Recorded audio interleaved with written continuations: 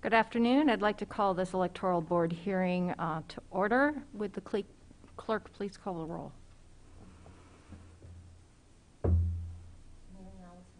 Here. Here. All right, the first item on our agenda is for public participation. Public participation will be limited to 3 minutes per caller for 30 minutes. I'd like to remind the public that we are the electoral board, and as such, you should address your comments to the two cases that are currently on here. Those are case number 2021, Landorf objection to Jones III election petition, and case number 2022, Williams objection to McDonald election petition. So if you'd like to address the board, please raise your hand at this time. Okay, so the first person is Sophie. Sophie, can you please state your name for the record? My name is Sophie Mine. I live in Ward 5. Okay, you have 3 minutes. As I said, I'm living in Ward 5. I signed a petition for Meg McDonald to be on the ballot. The mistakes that have been noted seem inconsequential and frivolous, and these attacks seem targeted, and I don't want to use any more of my time. This seems like a waste of time. Thank you. Thank you very much. Next person whose hand is raised is Tracy Chong.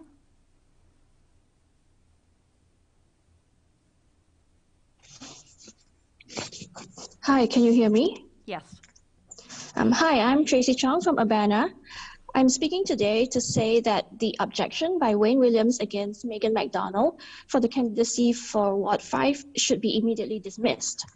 The objections given by Williams are very petty and are not in the interest of the voters, as stated by Williams' claims. To seek to take McDonald's name off the ballot for petty technicalities such as misspelling of the word Urbana and then arguing that this confuses the voters is just an insult to McDonald, is an insult to the other candidates, the voters, as well as the whole democratic process. To claim that voters will be confused by what they are voting for just because the word Urbana was missing an A, or not even missing an A, just handwriting that's not that clear, it's about as insulting as it gets to the voters. This goes the same for Williams' claim that McDonald's farm did not have the word Ward 5 written on it. This is meaningless because all her signatures did come from Ward 5, and again, it's insulting to say that the voters did not know what they were voting for. So this just looks like seasoned politicians bullying newcomers who just want to represent their ward and be a voice for their neighbors. So I hope you make the right decision. Thank you. Thank you for your comment. The next person is Grace Wilkin.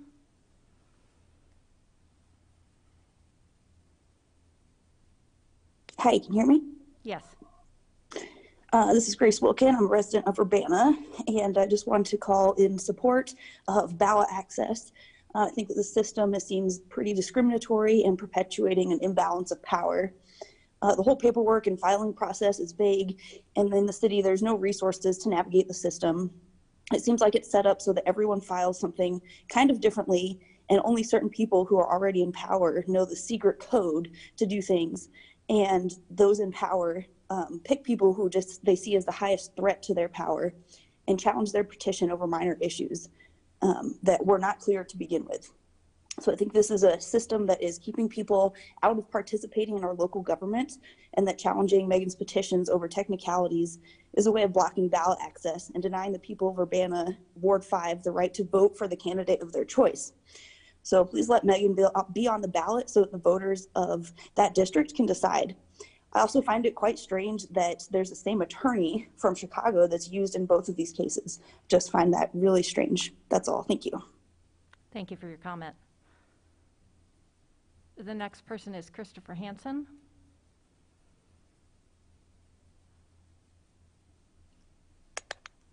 Hi, can you hear me? Yes, we can hear you. Hi, Mary Alice. This is Christopher Hansen. Has this electoral board made a determination to follow different public input rules than the recorded ones for the city of Urbana? This is not the City of Urbana, this is the Electoral Board hearing. I understand So that your it's not the City Council. Which public input rules are we following? I believe the public input rules were posted on the agenda. They were, and then they were promptly removed on the amended agenda. So we're doing 3 minutes, but do you have recorded public input rules for this body? The public input rules are for 3 minutes for 30 minutes for this body right now. Okay, it sounds like you're not following any recorded rules for public input. So you may be starting this hearing off on a bad foot. So, I mean, the city is already facing one OMA lawsuit. I'm not sure why you'd want to be doing this.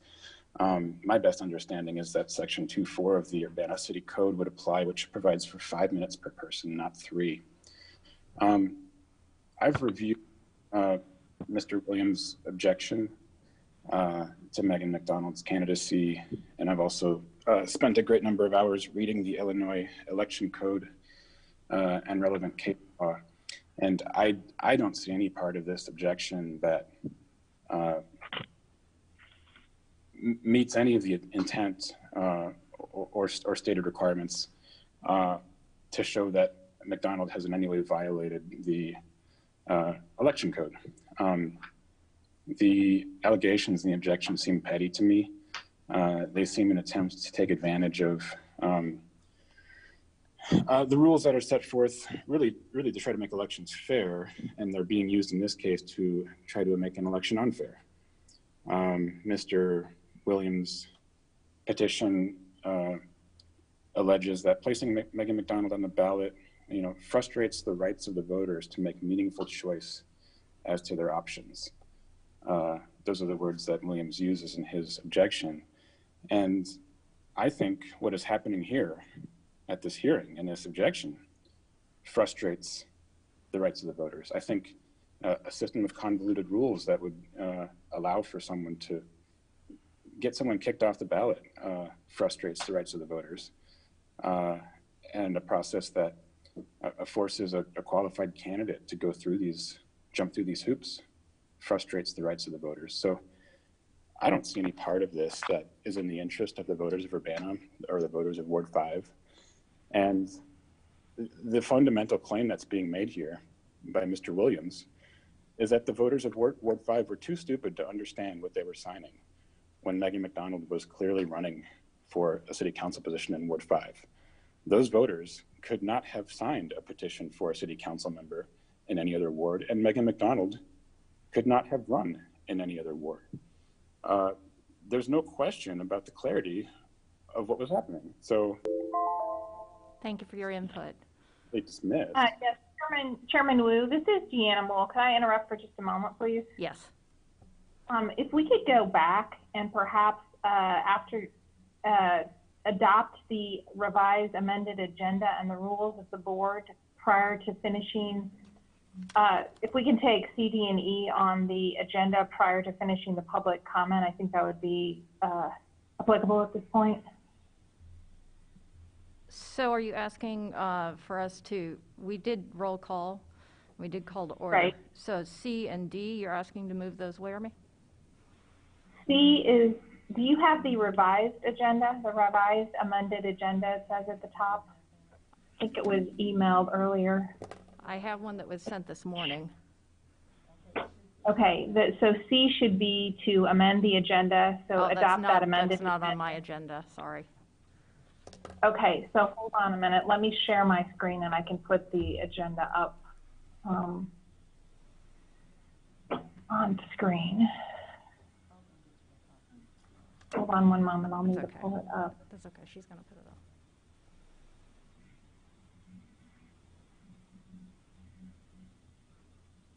up. I can just leave the agenda up if that's convenient for everyone. Sorry, I'm moving between screens, so my mouse takes a minute to catch up.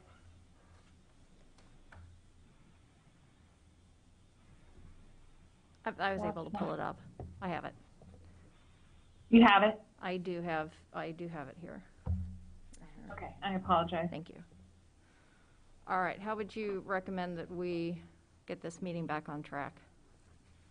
So let's adopt the amended agenda, and then if necessary, we can restart the comment period. We haven't really had that many speakers. If we only have, if we have fewer than that in the number of folks that want to talk, that's fine. But let's go through and adopt the amended agenda and the rules, and then it will be clear to everyone how long they have to speak and why the time is different than like a city council meeting or other meeting. Thank you. All right, so we're gonna backtrack for a moment. We will redo public participation. I am working off of a revised agenda that has call to order, roll call, amend the agenda, adoption of the rules, appointment of the hearing officer, public participation, public hearing, outline of proceedings, discussion, and recess. Those are the items on this agenda that I'm looking at right now. So we've already called to order the meeting, and we've done a roll call. There is a motion to amend the agenda. And I'll make the original motion to amend the agenda if that's what you would like. Yes, that would be great. Phyllis, you're the only other person here. Would you second that? All right. Then will we have to do a roll call for each one? Yes. Yes. Yes. All right. Adoption of the rules by the board. I have a motion to adopt the rules. I will make a motion to adopt adoption of the rules by the board. The clerk, please call the roll. Yes. Yes. All right, we will appointment of a hearing officer as of December 5th for Ms. Deanna Moole. And I will make a motion to appoint Ms. Deanna Moole as the hearing officer as appointed by this board. Will the clerk please call the roll? Yes. Yes. All right, we will restart. Yes, go ahead. If we could have the chair announce the vote, because we are unable to hear the clerk voting, I apologize.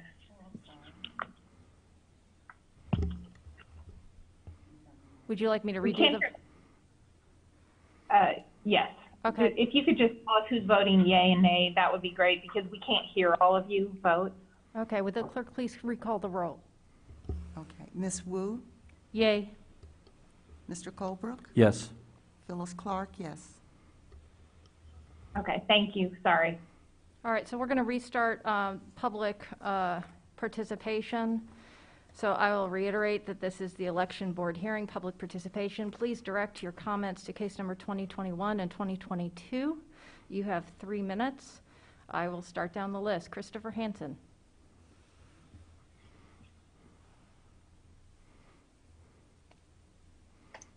Hi, can you hear me? Yes. Okay, so I'm still wondering, where are the recorded and established public input rules for this body? And what determines 3 minutes? I've not seen this on the agenda. So we have something called the Open Meetings Act in Illinois, and it determines and requires how public meetings go about. So it's really unclear to me what you're doing here, and this whole meeting is inappropriate. I mean, I'll go back to talking about the actual objection. The case law cited by Mr. Williams does not seem to apply to this case in any meaningful way. The Sapolsky case was in regards to an issue where someone didn't specify which of multiple at-large vacancies they were seeking election in. The McDonald case is nothing like that.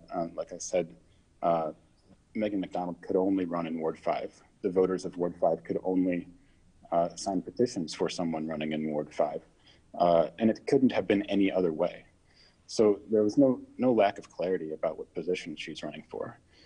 And I think it's offensive to the voters to suggest that they were too confused to understand what was happening.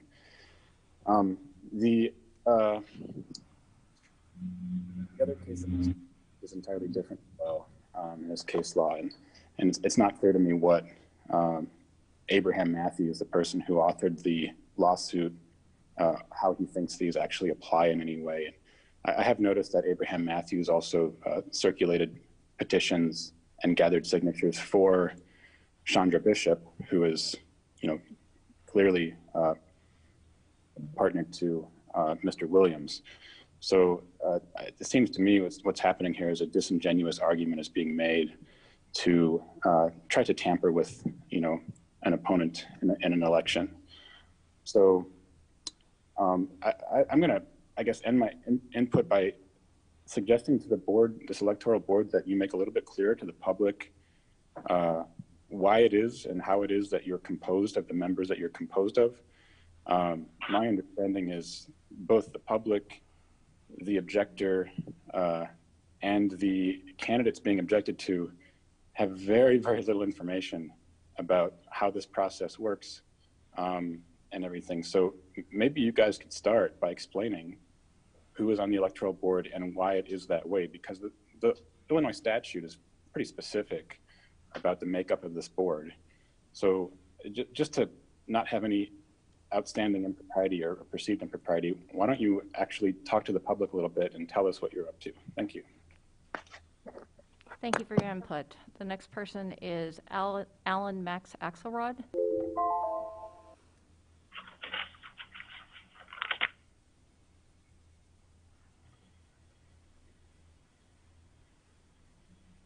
Can you hear me? Yes. Should I appropriately announce myself, or may I start? It looks like I'm starting. You may start.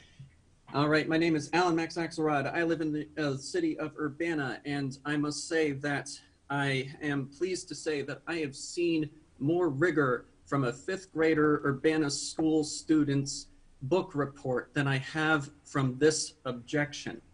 If I may draw your attention to the statement of candidacy, there is but a separate field for office and a separate field for district.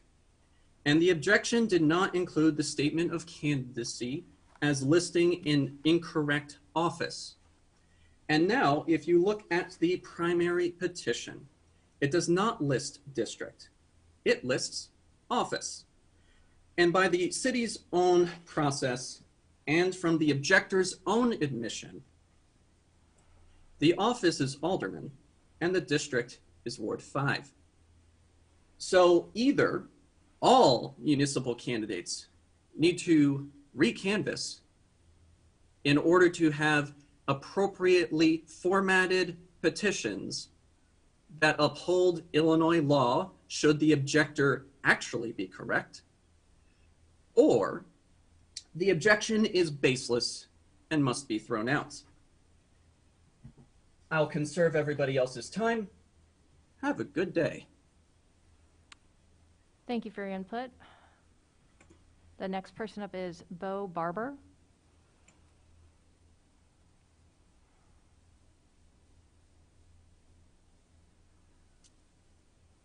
Hi, can you hear me? Yes, we can hear you. Okay. Hi, my name is Bo Barber. I'm just calling in to, support Megan McDonald.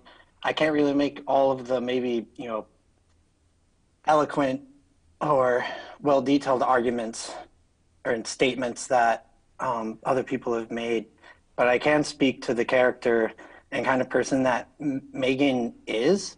They are someone who deeply cares about this community. It sounds a little bit cliche, but Megan wears their heart on a sleeve, and they put their heart and soul out into this community. They've been fighting for this community as long as I've known them, and likely long before I've ever known them. They have helped with finding housing for individuals who are in dire need and unsafe situations. That's something that's very important to Megan, is making sure people are safe. And heck, when we were, helping Megan through this process, I'm friends with Megan, so I'm not like, I'm not a campaign manager or anything, but someone to talk to, be like, how are you doing? Megan's always concerned about going even to canvas, because we're in a pandemic. And, Megan's also respectful of people's time. So Megan deeply cares for this community so much to the point that at one point several months ago, Megan helped a complete stranger in the middle of the night who was having a nervous breakdown on a sidewalk due to the loss of a child, as I recall. And this person was a person of color. And Megan recognized that, this person's out alone on a sidewalk, having a nervous breakdown, in frantic tears. And most people would probably walk away from that. But Megan walked up to this person, tried to help them get to a safer location, tried to help them, because Megan knows that, the disproportionate police brutality committed by police officers, Urbana's suspect of this too. They've done it. It disproportionately affects people of color.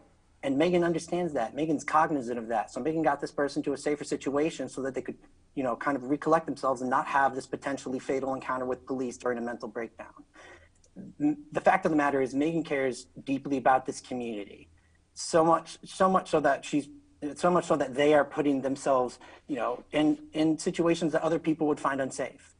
And so to deny someone ballot access like that due to a technicality that doesn't even hold any weight is very disappointing to me. And it seems more cynical. I'd hope it would not be, but it seems more cynical in action opposed to actual concern for the voters of Ward 5 who have, Megan has several signatures on those petitions and people have been enthusiastic. People have reached out to sign. Thank you very much for your input.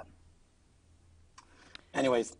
The next person on the list is Justin Hendricks. Hello, can you hear me? Yes.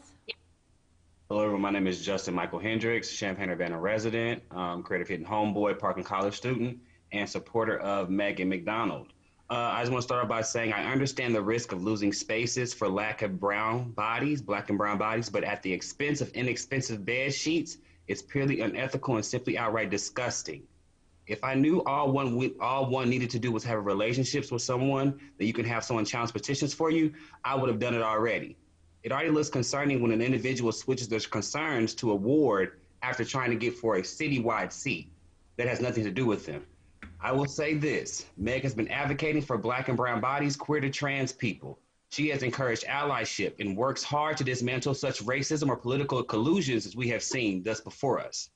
It speaks highly of her rapport by being challenged, that she's a threat to clearly everyone involved and those who are already lost in categories, yet still try to get recognition by any means. Someone seems very insecure by doing this. Megan has followed all rulings and protocols. Nonetheless, one would wait until the last minute to challenge a petition when they had all the time before then.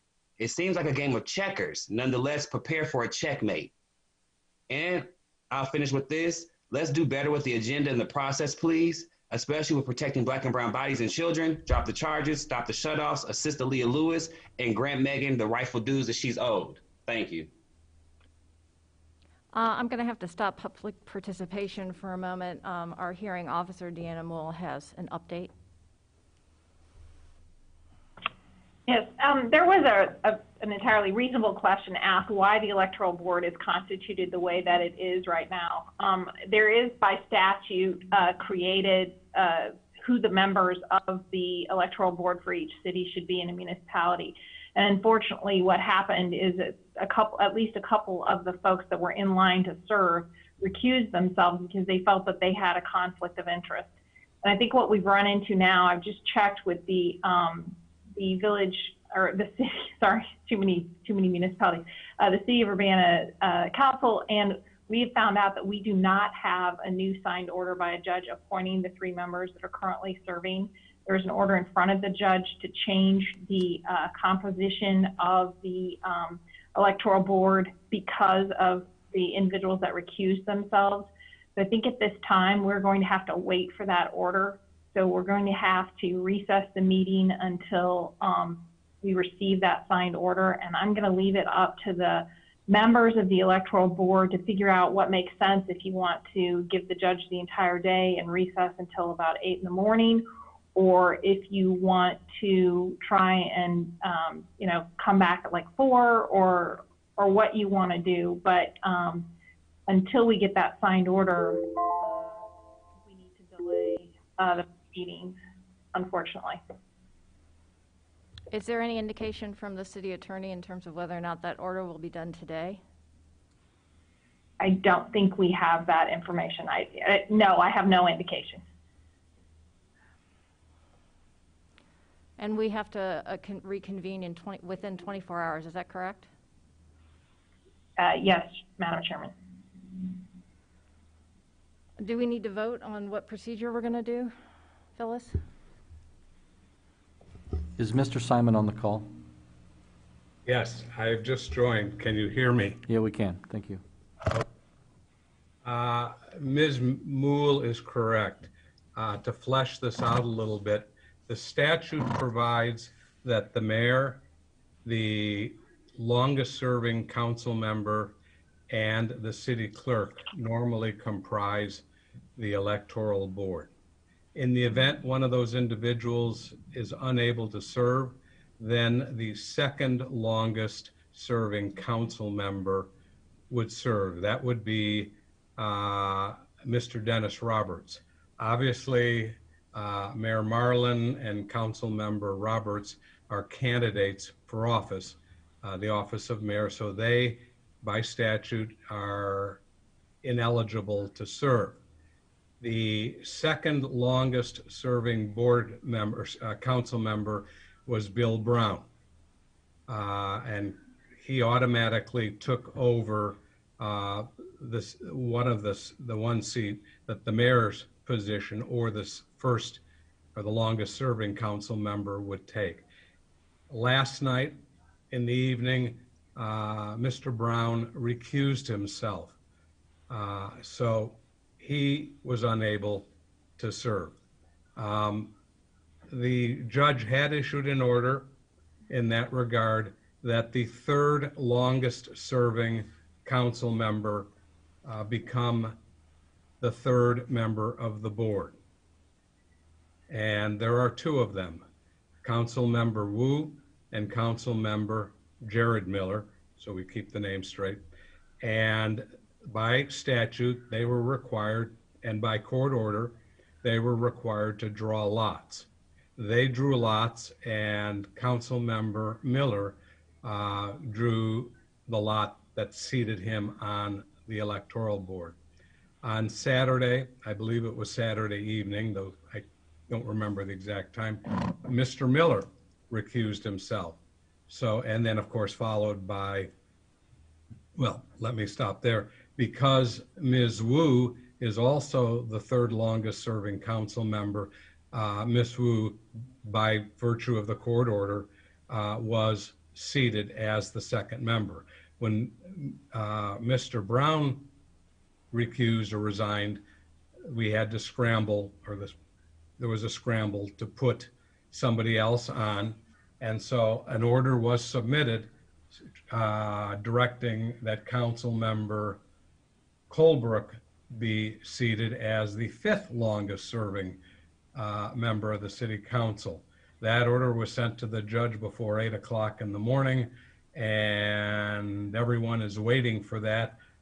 He had been directed that your meeting started at 1:30. I agree 100% with Ms. Moule. She has far more expertise in election law than I have. But what I would recommend, and that if members of the board can do this, is that you pick a date now for the time for tomorrow, so you can avoid having to repost the agenda.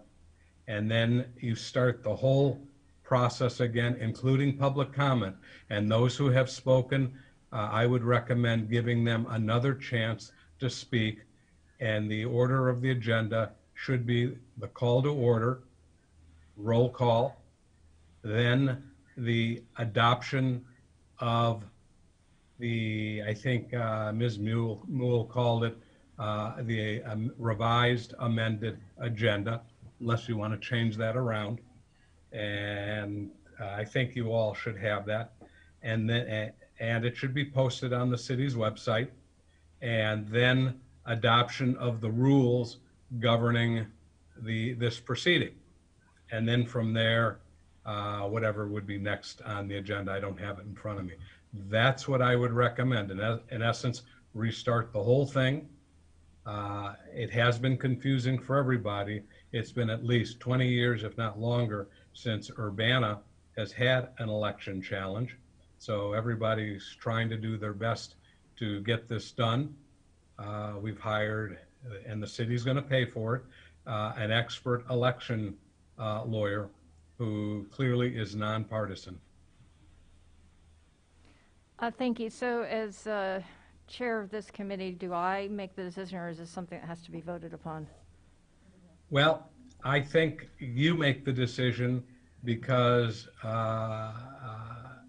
there's a question, and maybe the order's already been entered and I haven't received it, but there's a question whether Mr. Colebrook is properly seated. I can't say that he is, and I can't say that he isn't.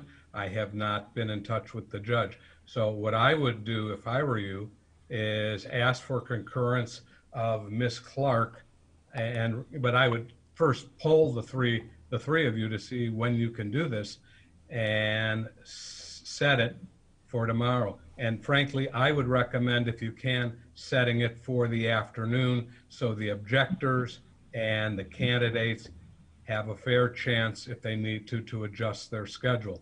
Otherwise, and again, I think Ms. Moule would have to answer this one, if you could set it to Wednesday, but then, then you're going to have to post a notice, and it's going to have to be at 3 o'clock if the notice is posted by 3 o'clock or a minute before that, because you do have to comply with the Open Meetings Act rules.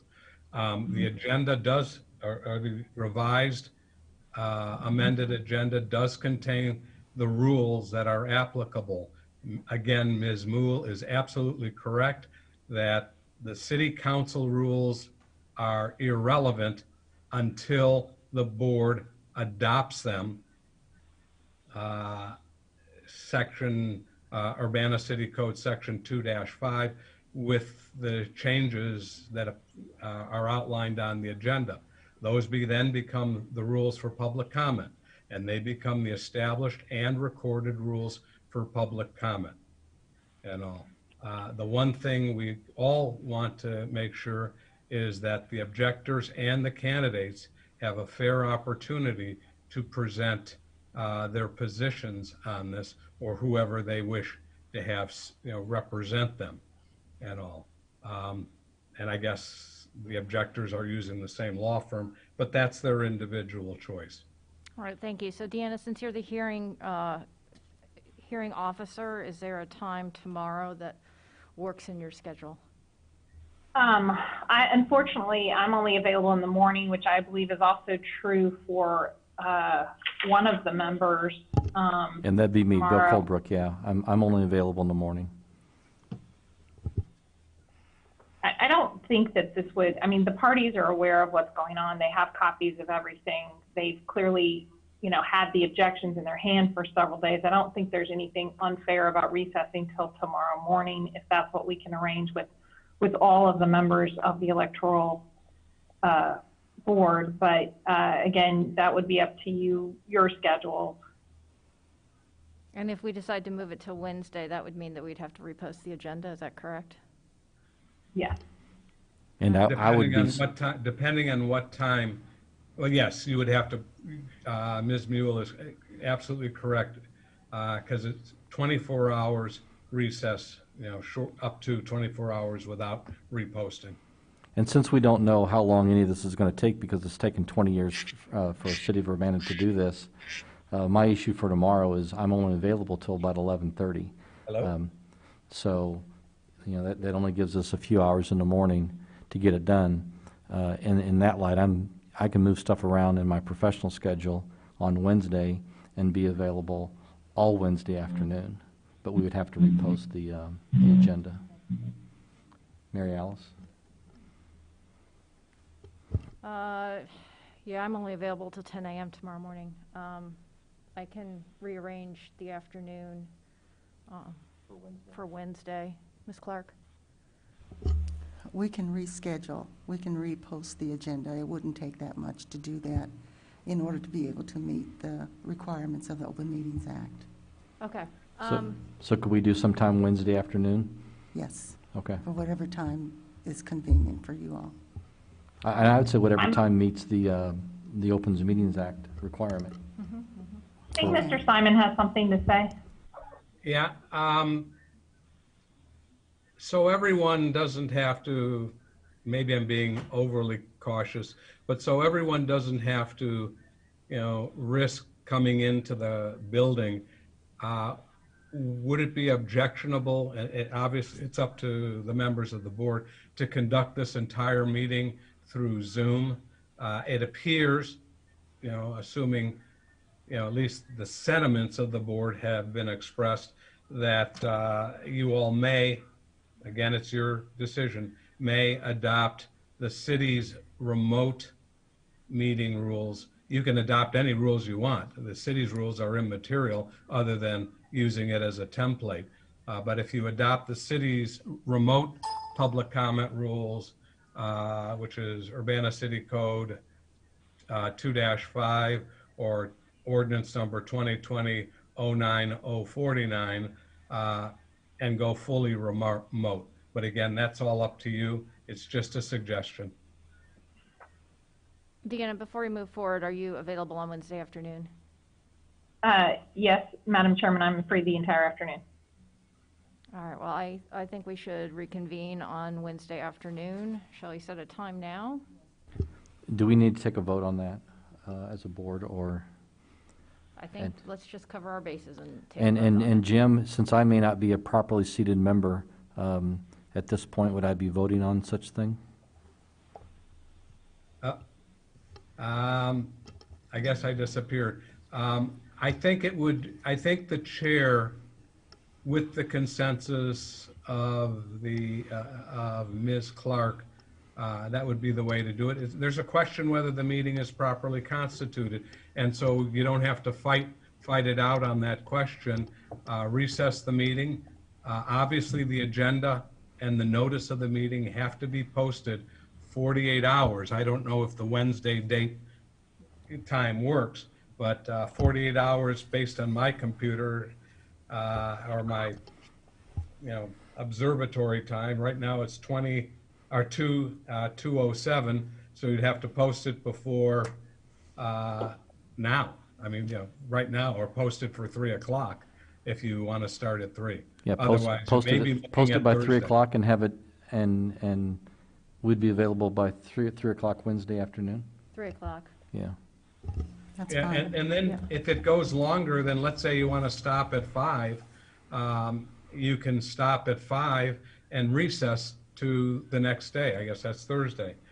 There's another thought you might want to consider as a board once we have the court order, and that is there are municipalities that allow somebody like Ms. Moule to actually run the meeting and walk you through the process, run the meeting, take the presentations from both sides. In this case, I guess there'll be 2 sets of presentations, one for each candidate/objector, one for mayor, one for Ward 5 presentations, and then prepare a written report with a recommendation based on her knowledge of election law, and then you all would debate it, discuss it, and vote on whether to sustain or overrule the objections. Okay. But again, that's a suggestion, but as I understand it, the city attorney in Champaign pretty much runs the hearing. As I say, they have a different process there. Apparently, they've been through a lot of election challenges over the years. As I said, this is our first, at least in 20 years, if not longer. I'm out of town all Thursday. Okay. Are you one of the people involved in the case? You're not available Wednesday afternoon? We can't do Wednesday morning. Is there any, since this week seems to be an issue, is there any harm of pushing it into the following week? Now, you can't do that. Well, for one thing, you have a statutory time frame when you need to start meeting, which kind of is today. And then secondly, the ballot has to be certified next week. So we have to get this done this week, sooner the better, because you also want to give candidates, if they, want to appeal, a chance to do that, the board's decision. You could Can I interrupt recess. for just one moment? Are we allowed to do it in the evening? As far as there's nothing that prohibits you meeting in the evening. Are people available on Tuesday evening?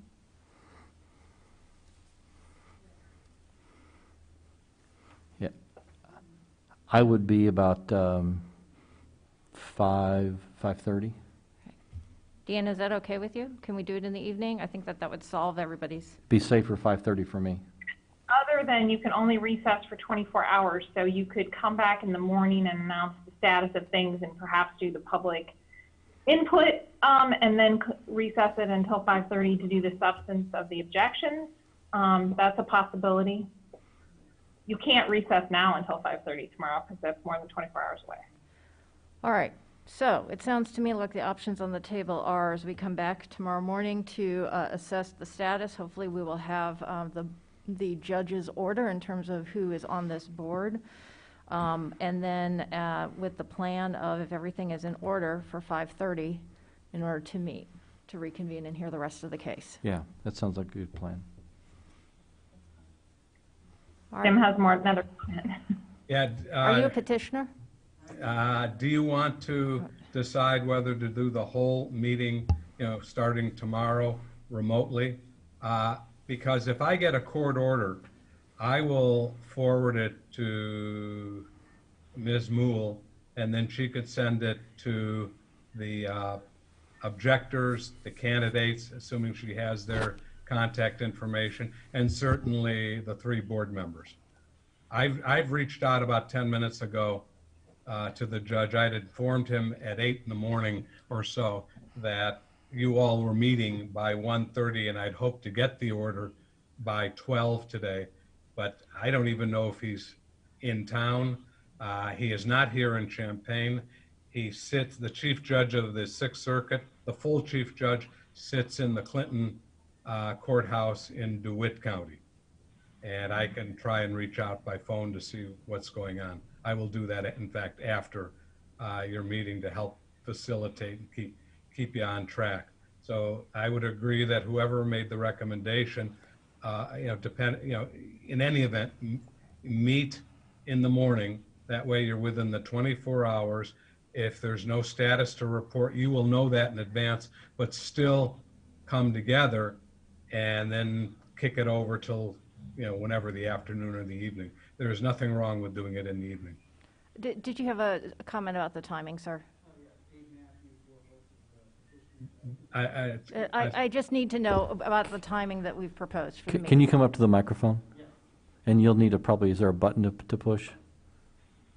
Okay. Hello, Abe Matthew on behalf of both of the objectors in this matter. I've conferred with all of the litigants, and at 5:30 in the afternoon tomorrow via Zoom would be fine, and they can correct me if I'm wrong.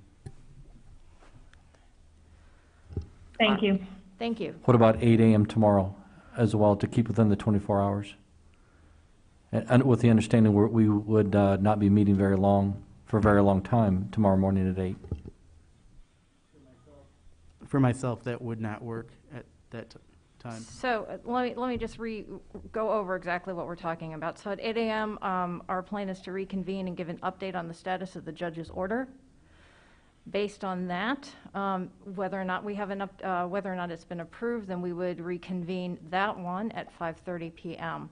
So the only business that I plan to conduct at 8 o'clock in the morning is an update status from the judge's order. And hopefully you'll get that update sooner if I can, get in touch with the judge. Oh, it's just an inconvenient time for me. I'm dropping my kids off at school at that time, so I want to be on the Zoom call. So if at, say, 8:50 or 9 o'clock, that would be. Does 9 o'clock work for people? 9 o'clock works for me. Yes, Madam Chairman. All right. Okay. So this is the plan.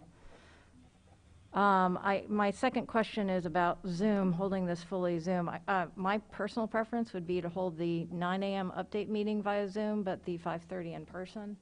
What do other people feel? I could do the same thing. I can do 9 a.m. by Zoom, and I can do 5:30 in person. All right, so those will have the option to attend 5:30 at Zoom or in person, but the board will be here in person. So, to summarize, here at 9 a.m. tomorrow morning via Zoom, with the link that is published in the existing on the website with the agenda, we will be doing an update in terms of where we stand with the judge's order. The plan is to then reconvene this at 5:30 p.m. in City Council chambers, and those of you who wish to attend remotely can do so via the Zoom link. With that, I will end this meeting at this time. Is Yes. before we the end? Is there anybody from the city of Urbana on by chance? Is this room reserved for tomorrow morning at 5:30? I would hope that it's not. It can be. We can do that from my office. Okay. We'll reserve this room. Okay. I just didn't know if it was already reserved. Not yet. I don't Okay. think so. All right. Thank you very Madam much. Chairman, you Yes. want to recess the meeting until 9 a.m. Thank you. We'll recess the meeting until 9 a.m. tomorrow morning. Thank you very much. Thank you, everybody, for coming here at 9 o'clock in the morning. I appreciate it. We're going to call to order this meeting today, and would the clerk please call the roll?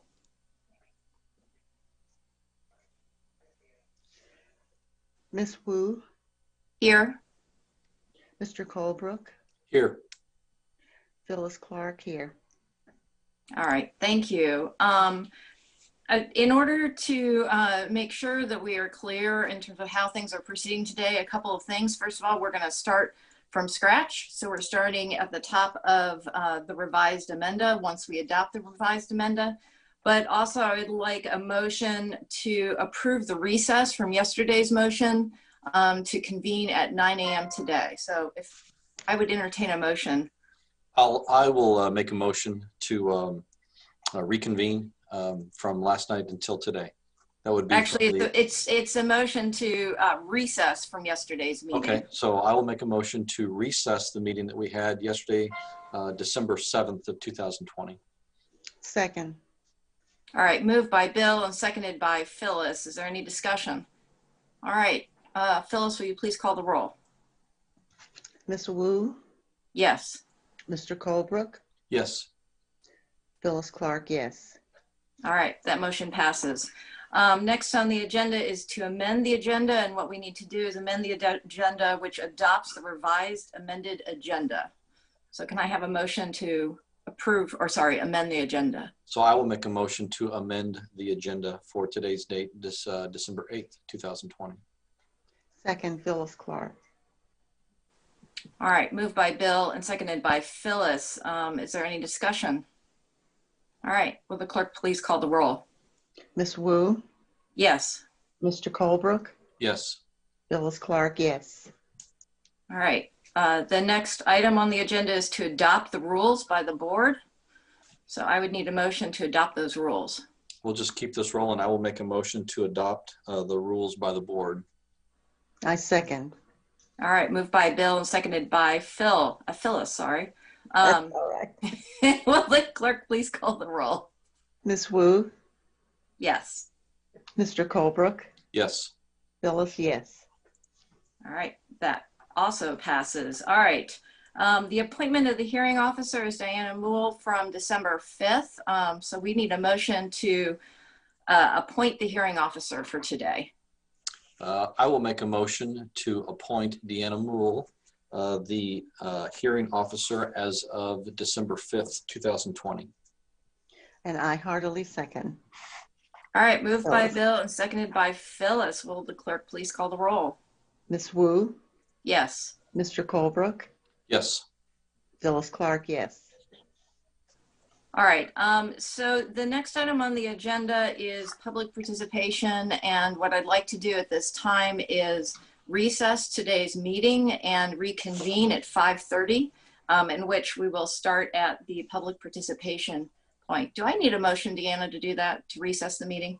Okay, I'll Okay. take a, I will make a motion to recess the meeting of the Electoral Board from December 8th, 2020 that we convened at 9 a.m. and we will, with a plan to reconvene at 5:30 p.m. tonight. I second. Jim? You might want to indicate whether the reconvening is going to be strictly remote or a hybrid with some in physical presence in the city council chambers. And of course, if it is physically present, anyone's physically present, you'll have to identify where that will be. Okay. Is that it, Jim? Is that in the motion? I think it's just a motion right now to reconvene at 5:30. Okay, then just a talking point of what the details are. I didn't catch the last part. And then just a talking point after that of what the details are. I think I would recommend that the motion indicate not only a recess, including today, reference to today and the time, 5:30, but somebody's going to have to decide, among you all, decide whether the meeting will be, totally remote or a hybrid, where the board and if you want the objectors and the candidates physically present, I would suggest that. The only concern I have about asking them to be physically present is they may not be able to make it. I don't know what their circumstances, and if they have a representative, an attorney or whatever, these people, whether that individual would be present. Okay. I don't know. Well, how about if I try this? I'll try a motion to recess this meeting, which December 8th, 2020, that started at 9 a.m., recess it until this evening, December 8th, 2020 at 5:30 p.m. It will be a hybrid meeting. The hybrid version is, I believe, the Electoral Board would be physically present at Urbana City Hall, the council chambers, and then others, I guess, may attend virtually. Can I, Bill, I'd like to ask that you amend your original motion instead of making a new motion, because we do have a motion on the floor. And then I would like to also suggest that the amendment include the hearing committee, the Electoral Board hearing committee, and anybody who's objecting or is part of the parties would be the ones allowed in the building. Okay, so I want to amend my original motion from what I originally said to have it say that we will recess today's meeting that started at 9 a.m., December 8th, 2020, recess until today's date, December 8th, 2020 at 5:30 p.m. As a hybrid meeting. The hybrid portion, the Electoral Board, the objectors, and the parties involved would be physically present at Urbana City Hall, and others may attend virtually. I second that motion. All right, so we have an amendment on the floor. So the clerk, please call the roll. Ms. Wu? Yes. Mr. Colebrook? Yes. Phyllis Clark, yes. Now we had that amendment. Do we have to rule on the original motion? I think we do. Yes. All right, so now that that has been amended, let's vote on the original motion. Okay, you ready? Yep. Ms. Wu? Yes. Mr. Colebrook? Yes. Phyllis Clark, yes. All right, just as a reminder, we will start on this agenda at 5:30. We'll reconvene at that point. We're recessing. We're going to start with public participation. Deanna, did you have something? Yeah, I just wanted to say it will be the same Zoom link. I got several emails asking that yesterday. It's the same Zoom link that's on the agenda. Okay, thank you very much. All right, I'll see everybody this evening. Thank you. All right, with that, we are reconvening from our 9 a.m. meeting. Would the clerk please call the roll? Ms. Wu? Here. Mr. Colebrook? Here. Phyllis Clark, here. Thank you. So this morning, we amended the agenda. We adopted the rules by the board and appointed a hearing officer. The next item on the agenda is public participation. I'm going to read out loud the rules for public participation. As a reminder, this is the Electoral Board hearing. Public comment via Zoom, except as hereinafter provided, the established and recorded rules for public comment pursuant to Section 2.06G of the Open Meetings Act 5 ILCS 120 2.06G shall apply, except that the total time allocated to public comment shall be 30 minutes, and each speaker shall be permitted to speak no longer than 3 minutes.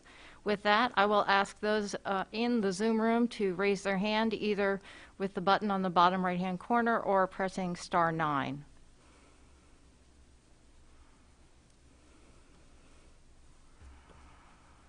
All right, it is 5:41. The first person up is John Kraft. Can you hear me? Yes. Okay. I'm disappointed that the Electoral Board can't follow the rules of the city and have 4 minutes per person of public comment. That's a little bit ridiculous, and I don't know what you guys are scared of to limit it to 3 minutes. Additionally, give me a second. I'd like to bring your attention to Section 2.02 of the Open Meetings Act. That says you cannot reconvene meetings without posting a 48-hour notice if you change the agenda. You amended the agenda, and then now you're reconvening the meeting. It says right here, the requirement of public notice of reconvened meetings does not apply to any case where the meeting was open to the public and it is to be reconvened within 24 hours, or an announcement of time and place of the reconvened meeting was made at the original meeting, and there is no change in the agenda. The original agenda posted 48 hours in advance of the first instance of you gathering together in a meeting has been changed with no further 48-hour notice. I'm asking that you comply with the Open Meetings Act, adjourn this meeting, and repost a 48-hour notice with a proper agenda that you're not going to change. That's all I have. Thanks. Thank you for your comment.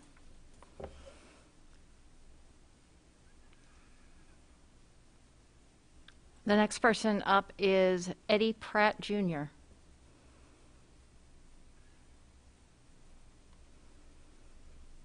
Am I coming through clear? Yes, we can hear you fine, sir. Okay. So I'm here in support of Megan McDonald as she runs for Ward 5. It's not my ward. However, I do happen to know Meg.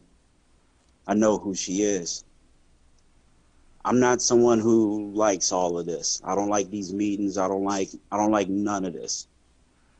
But ideally, you would want somebody in a political seat that tends to be a voice for the people, that has the people's interests at heart. I've seen what she has done, and I know that she's real.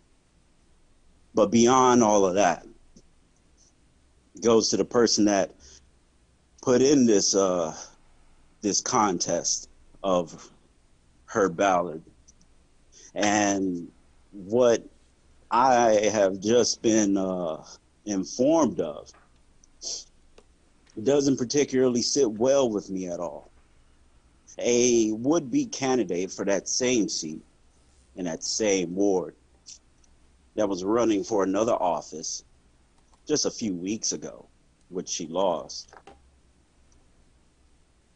I asked a certain question, a direct question, and well, it took every bit of about almost 6 hours to get back to me, but an answer was given. Kind of a roundabout answer, maybe about 4 or 5 sentences. one would think that you could write something like that within a couple minutes on the toilet. But where those things tie in is that it turns out that the person who actually wrote that message was not this same candidate, but in fact was the person that is contesting Meg's ballot now, who apparently has really close ties to this candidate who opposes Miss McDonald. This act of collusion doesn't really serve anybody. Brings us here to waste tax dollars that could go to, I don't know, helping the homeless, feeding people, housing people, things of that nature. But yet we are here talking about the most arbitrary of so-called errors. I trust people that can stand up and say things from their own mouths and not be a puppet. Thank you for your comment. The next person up is Coach V. Could you please state your name for the record?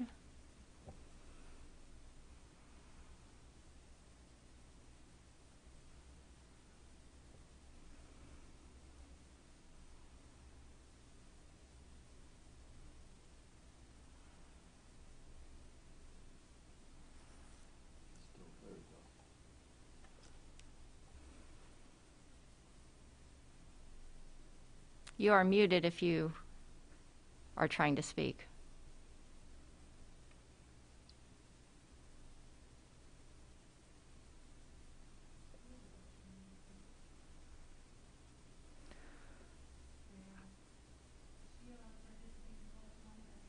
Yes, hello. Hello. Can you please state your name for the record? Yeah, Verdell Jones Jr. All right, you may proceed. Okay. Yeah, I was just here on the behalf of Verdell Jones III, who's that's a part of this hearing on this evening.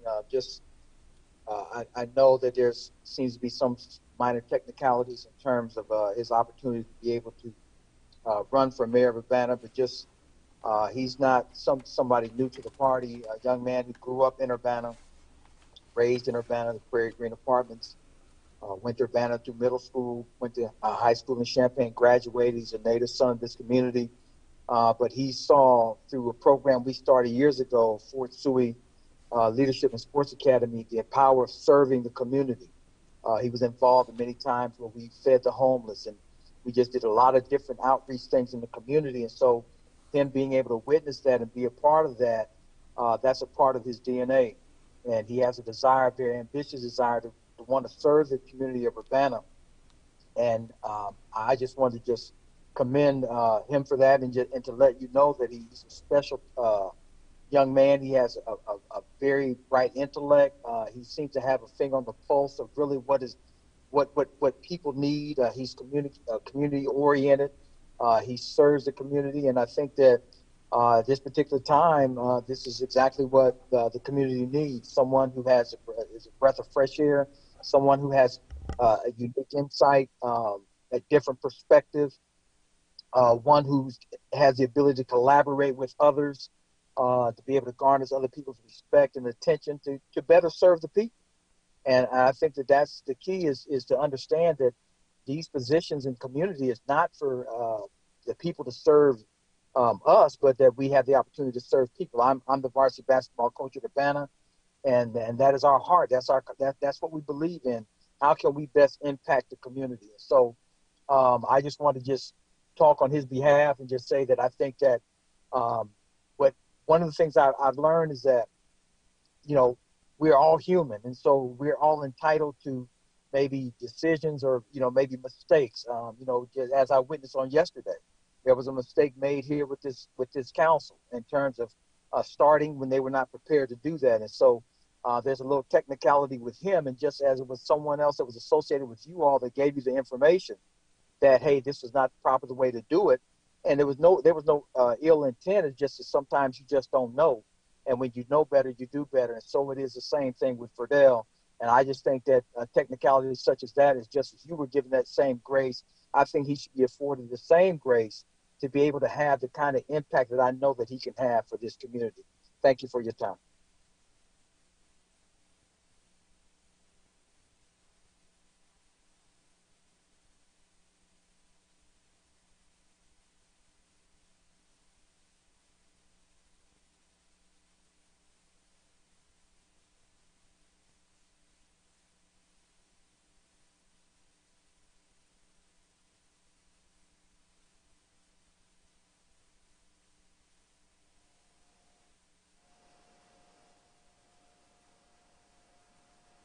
Do you want to go to the next speaker, Mary Alice?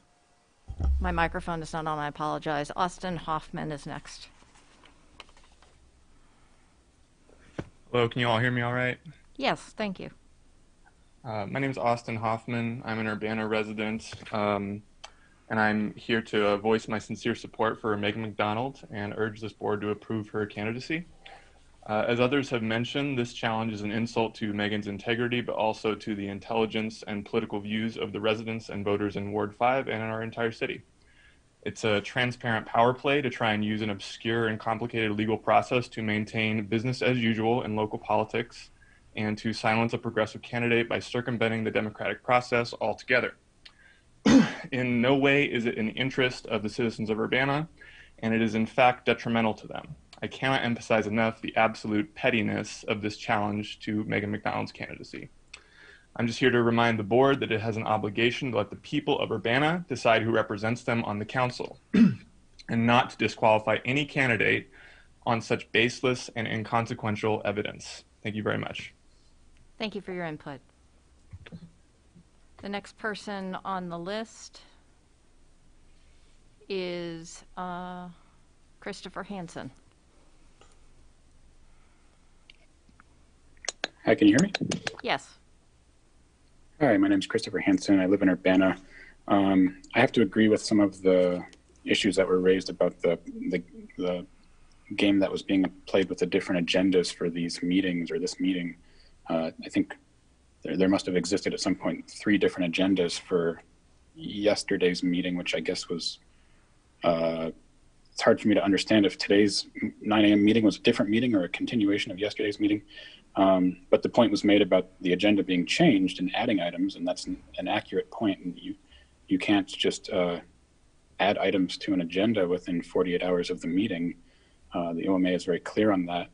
And if it was just rearranging the agenda, I think that would be okay. But I think the point to be made here is you guys got yourself into this sticky situation now where it does seem like an OMA violation. And if you had just allowed for the normal public input rules that the city of Urbana has adopted, we wouldn't be in this situation. But you tried to change it in the agenda. And by the way, it isn't even clear to me that you changed the rules. I mean, that's an ordinance. I don't know that you can just write in an agenda that there's a time limit change and then just decide you're going to do that. It is a city ordinance. And it actually should be 5 minutes, not 4 minutes, because this is a physical meeting, not a virtual meeting. You're all sitting in the city chambers right now. So City Code Section 2.4 applies, not 2.5. And certainly not something that you just wrote on the agenda kind of on your own. So I don't know what you're going to do about that. I'd like to see these candidates, be able to just get through this and get past this process, because it's not good for them. It's not good for the voters of Urbana. But if I don't know why everything the city seems to touch always seems to have to go in the direction of trying to reduce public access. Why not just let people talk for 5 minutes? Why all these changes in the agenda and shenanigans that cause all this confusion? And I guess I'll try to spin this into a constructive point, which is if the board members on this electoral board can't even follow the very basic rules of the Open Meetings Act, then I wonder what expectations that you have of these candidates who are being challenged right now on the technicalities that have been raised by these objectors.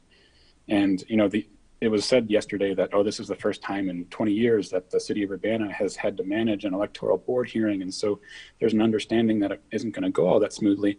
Well, these two candidates who are trying to run for office for the first time in their lives, maybe are do a little bit of that type of consideration. I don't see anything that's been done or said by these candidates. Thank you for your input. Change. The next person up is Alan Max Axelrod. Good evening. I'll briefly rehash some current points in case the meeting proceeds instead of identifying that the OMA violations that were brought up constitutes having another meeting, which was simply that the statement of candidacy has two separate fields, one for office, one for district. And the actual primary petition does not list district, it lists office. So as far as the city's concerned, the office was correctly filled out because there's a separate section for district, and the objector did not object to the naming of the office on the statement of candidacy. So by their own admission, completely baseless. Now on to some other items. This is now being a drawn out process where the candidate who is being supported by the objector is losing support through this whole thing, while also wasting taxpayers' dollars. So one could, if they are the objector, withdraw their objection. And continuing to do so indicates not only the cynicism of the objection itself, but the actual deprioritization of the candidate who they espouse to support, while also wasting our tax dollars. So that's something that's food for thought. The other aspect is when James Simon, in the previous attempt at an electoral board meeting, listed the seniority of the city council members, there was an interesting factual error or omission about seniority on the city council, which is that Sharice has been on the city council longer than Bill Colebrook, unless if I'm mistaken. And so I think that there should be some comment at least on that as far as the process. The only other thing that I have to say is that Megan is a special kind of organizer. Most people will actually just talk about how they have an email list that they inherited from someone else and therefore they are an organizer. We see a lot of different organizations do that all the time, useful idiot model of organizing. It's fun to watch. Megan actually organizes on the basis of relationships and mutual aid. Doesn't take photos of the people that Megan's helping, doesn't have some sort of look how great a person I am posts, look how great our organization is post. Meg has been doing this selflessly. And so I think that it's worth reflecting on the fact that this objection is now providing a platform where people can understand at length just how awesome an organizer and human being Meg McDonald is, to the contrast of the other candidate who has not at all advocated for this process to stop, which also shows their disregard for taxpayer dollars and the community. Thank you. Thank you for your comment. The next person up is Tracy Chong. Hi, can you hear me? Yes. Hi, I'm Tracy Chong from Urbana. I'm speaking today to say that the objection by Wayne Williams against Megan McDonald for the candidacy of Ward 5 should be dismissed. The objections given are petty and are not in the interest of the voters, as Wayne Williams claims. To seek to take McDonald's name off the ballot for petty technicalities such as the misspelling of the word Urbana and then arguing that this confuses the voters is just an insult to McDonald, the other candidates, the voters, and the democratic process.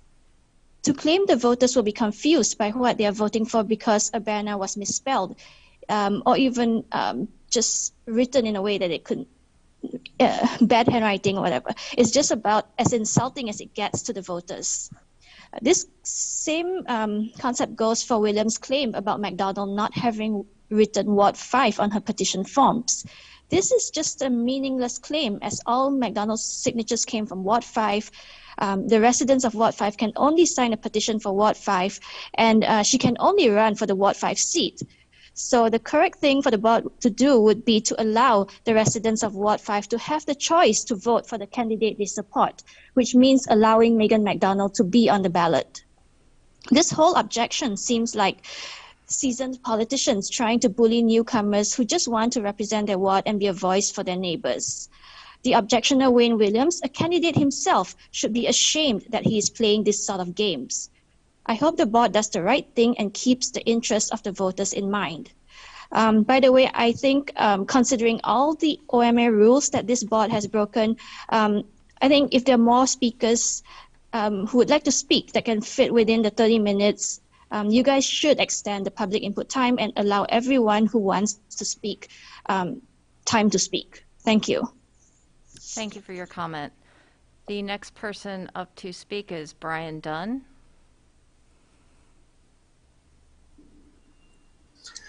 Hello, my name is Brian Dunn. I'd first like to just sincerely apologize that everyone who is in that room has to be in that room. As someone who later tonight is going to inject a medicine into my body that has a warning label on it for me to avoid contact with people who have contagious diseases, because this medicine will lower my ability to fight off infections.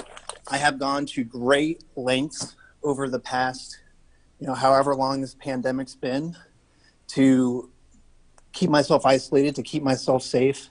I have, turned down jobs. I have not taken back my job that I was furloughed from. I, have worked tirelessly to find a work-at-home job. My girlfriend has taken all these precautions, who I live with. It's affected both our lives greatly. And the fact that this meeting is in person is violent and discriminatory. If I was in Megan's position, I would have to choose between risking my life or defending against these petty, minor technicalities. And so I apologize that all of you have to be there. I apologize that Meg has to be there. Whoever proposed this whole thing should be ashamed of themselves. They should recognize the violent act that it is, and they should do what they can to reduce the harm that they are causing, not only to the taxpayers, but also the physical harm that they are putting people in. And that's all I have to say. Thank you. Thank you for your comment. The next person up is Lena. Lena Walker. Hi, can you hear me? Yes. Okay, great, thank you. Yeah, I just want to speak briefly. I'm here in support of Megan McDonald, and to say that the attempts to throw out her candidacy because of these very minor errors should definitely not go forward. I was one of the Ward 5 members that signed one of Megan McDonald's petitions for her candidacy, and I was extremely grateful for the care and time that she took in explaining how to fill it out, how to sign it properly, her absolute conscientiousness in trying to follow everything by the book, because Megan is so respectful of community members' time and energy, which is not something that you see in a lot of situations with government. And so, trying to throw this whole thing out because of very minor errors is frankly ridiculous. This past year, we've seen so many people coming to city council meetings for the first time. I'm one of them. Seeing people trying to find their way with, how to take an active part in their government, and seeing folks just discouraged and turned away in every possible turn. Megan's candidacy is definitely, in my opinion, a culmination of all of this community energy. She has been out at every community event that I've seen, whether it's trying to support people with mutual aid, or just, reaching out to folks in the community that might be at risk for mental health. She's always there for us, and we're here to show up for her tonight. So, yeah, that's all I have to say. And I hope to see council and the electoral board, do the right thing. Thank you. Thank you for your comment. The next person up is, can you pronounce your name? Haikia? Haikia? Can you pronounce your full Haiki. name? Haiki, I'm sorry. Can you pronounce your Haiki, full name? yes. Your last names? Haiki or Drake Mateer. Drake Mateer. I'm a Champaign resident, student at the U of I, calling in support of Megan V. McDonald. I never thought I'd see the day where the revolution would scare the establishment so much that they will try to block access to a white individual who identifies as she, they, trying to actively stop them from even making ballot. Never thought I'd see the day where you all, the white establishment, would start to do that. But that speaks profoundly of the work that Megan McDonald has done in Champaign County. 7, 8, 30 a.m., 9 a.m., outside the Champaign County Courthouse, out there in solidarity fighting with coffee donuts for a black woman named Aaliyah Lewis. 7:30, 8:30, 9:30 a.m., never missed a court case for Aaliyah Lewis. Never stopped to not ever think of not doing mutual aid for Aaliyah Lewis, mutual aid for other individuals that are in need. I can say with clear heart and clear conscience that Megan V. McDonald is one of the greatest white allies here in Champaign County. And it is a shame that the city of Urbana is challenging Megan from appearing on the ballot. Let the people choose. You shouldn't be that afraid unless you know that you are in the wrong. Let the people choose. If you think that Megan is not supposed to be on the ballot because she might do this, that, and the other to city government, whatever, just put them on the ballot. Let the people choose. Isn't that what the white founding fathers talked about? Democracy? You know, get to vote, get to choose. It's a shame. Such a shame that in 2020, after the biggest voter turnout for two white men as president, and you all are blocking Megan, who has been out here in these streets, been protecting black women, and anybody that protects black women, they are an ally of mine, and I'm an ally of theirs. So I stand in solidarity with Megan for Ward 5, and I stand in solidarity for Revolution. Thank you. Thank you for your comment. The next person up is Lance Pittman.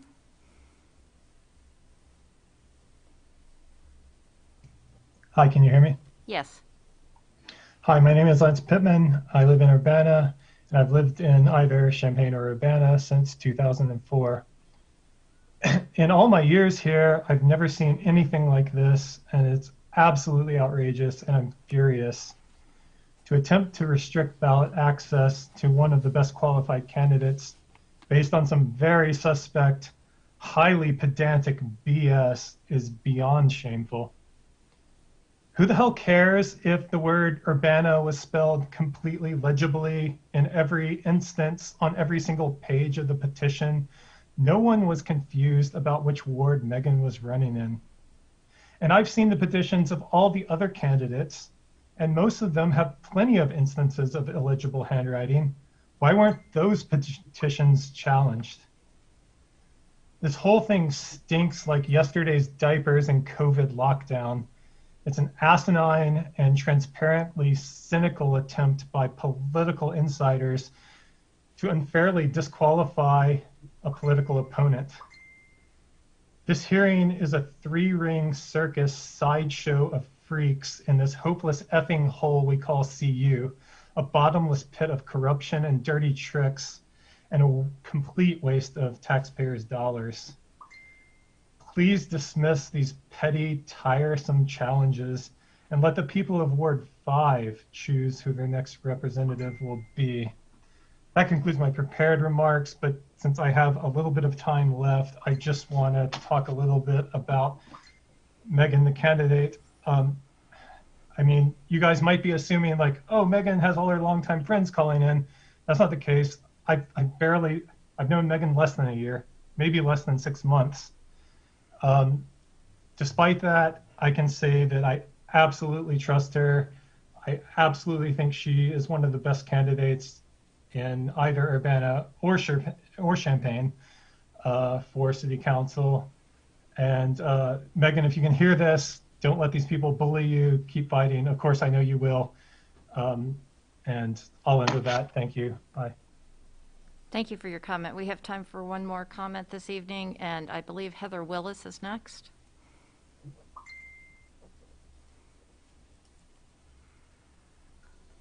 Yes, can you hear me? Yes. Yes, my last name is Wills, W-I-L-L-S. My apologies. No worries. I'm actually calling to support Megan McDonald being removed from the ballot. I have been following this story, and I'm very familiar with the tactics Megan has also used to suppress voters, including social media intimidation. I truly believe that if your petitions are completed correctly, you should have the opportunity to run for office. But when information is not correct, it is not petty or a technicality, it is just merely wrong. And ballot petitions are standard and necessary to know who is voting for and representing a ward. And incorrect information just cannot be tracked properly. And it underscores the legitimacy of petitions. So I do support her being removed from the ballot and making sure that she is held to the same standards that other folks are. It has not been challenged in 20 years because folks are completing their ballots correctly. And we are here because information was completed incorrectly. That is the only way we could get here. If it was complete, if she was checking behind those ballots, as folks have said, she showed them how to complete ballots, but those ballots and those petitions, were not checked to make sure that information was correct. And it really causes us to question if she is able to complete her duties as a wardman if she is not able to complete the information just to get on the ballot correctly. So I do believe that she should be removed from the ballot, and you should continue to make sure that any candidate who is looking to get on the ballot completes their information correctly to make sure that all people of Urbana are correctly being represented by their legislators. Thank you so much. Thank you for your input. Just for the record, I did allow public input to go over 2 minutes just because there was a little bit of technical difficulties there. At this time, the next item on our agenda is the public hearing, and for that we have our hearing officer, Deanna Moole, who will be leading us through that. Good evening. Okay, we are ready to call the first case in this matter. If the board would prefer that I address the Elma issue at all, I'm happy to do so, but otherwise we can just proceed with the case. If it only takes a few minutes, that would be appreciated. Well, just to address the sort of the questions about the Open Meetings Act issue, there was a revised agenda posted on Saturday that contained all of the items that are present in the revised amended agenda. Oh, can you not hear me? No, we can hear you. Oh, okay. I'm sorry. It looked like my mute button was on. Anyway, they were reordered and moved around a bit. And basically, I think almost everything, I'm trying to run a compare here, but I think that all of the items, including adoption of the rules, were there. They were just in a different order. So we have met the 48-hour requirement, but we also amended the agenda yesterday prior to recess.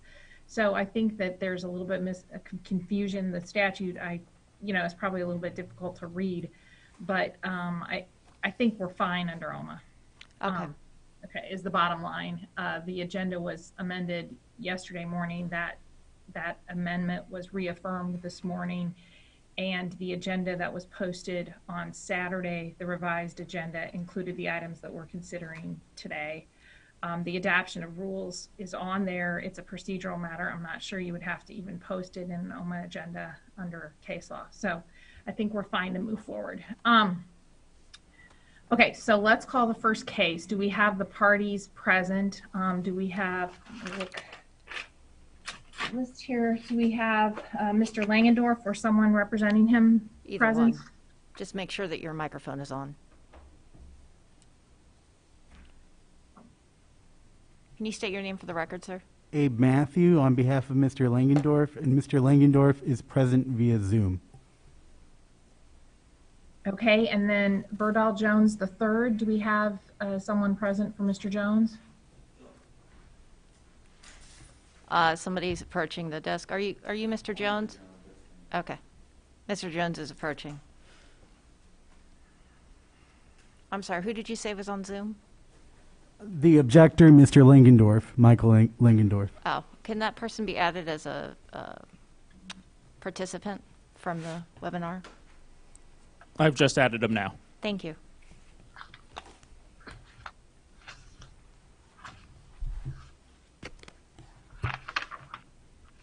I'm not sure what you can see, Deanna, but we have two individuals here, one representing,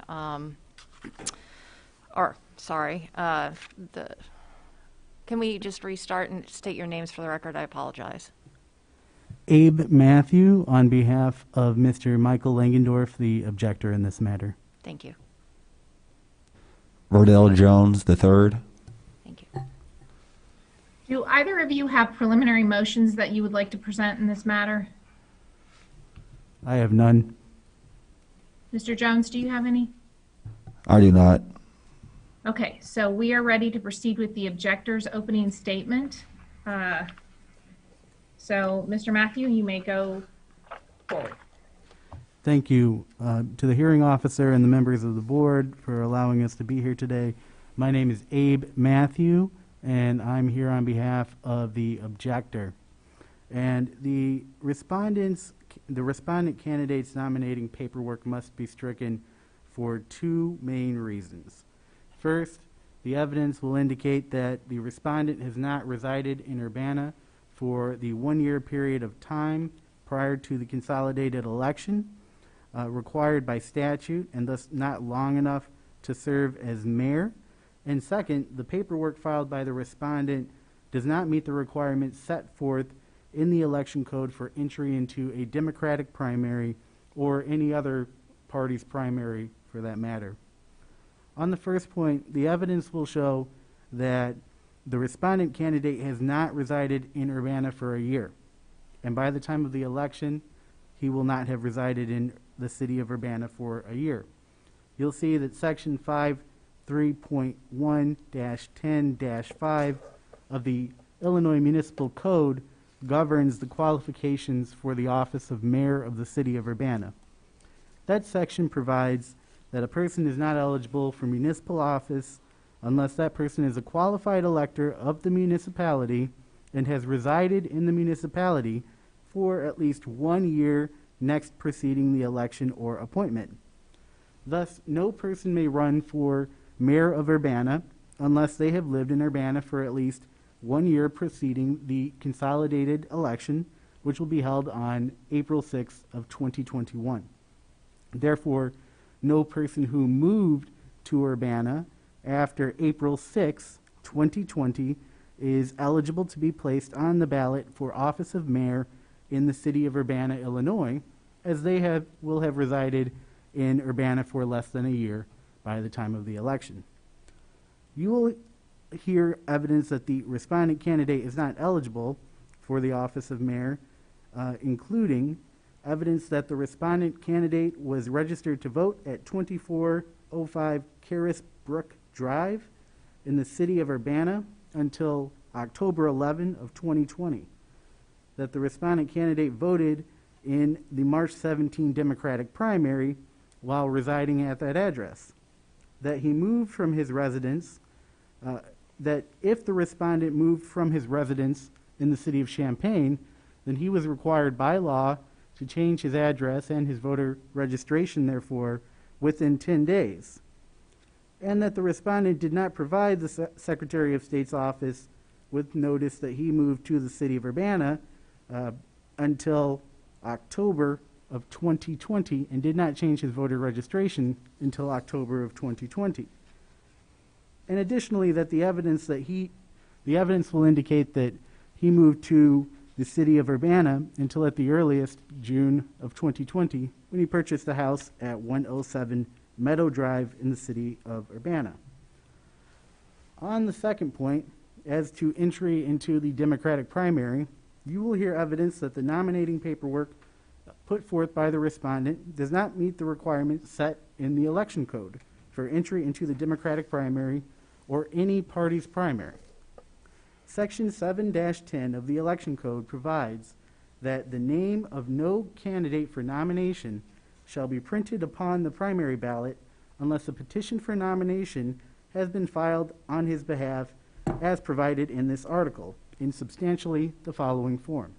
And then the section goes on and it provides the form of the petition for nomination and the nominating papers that are required.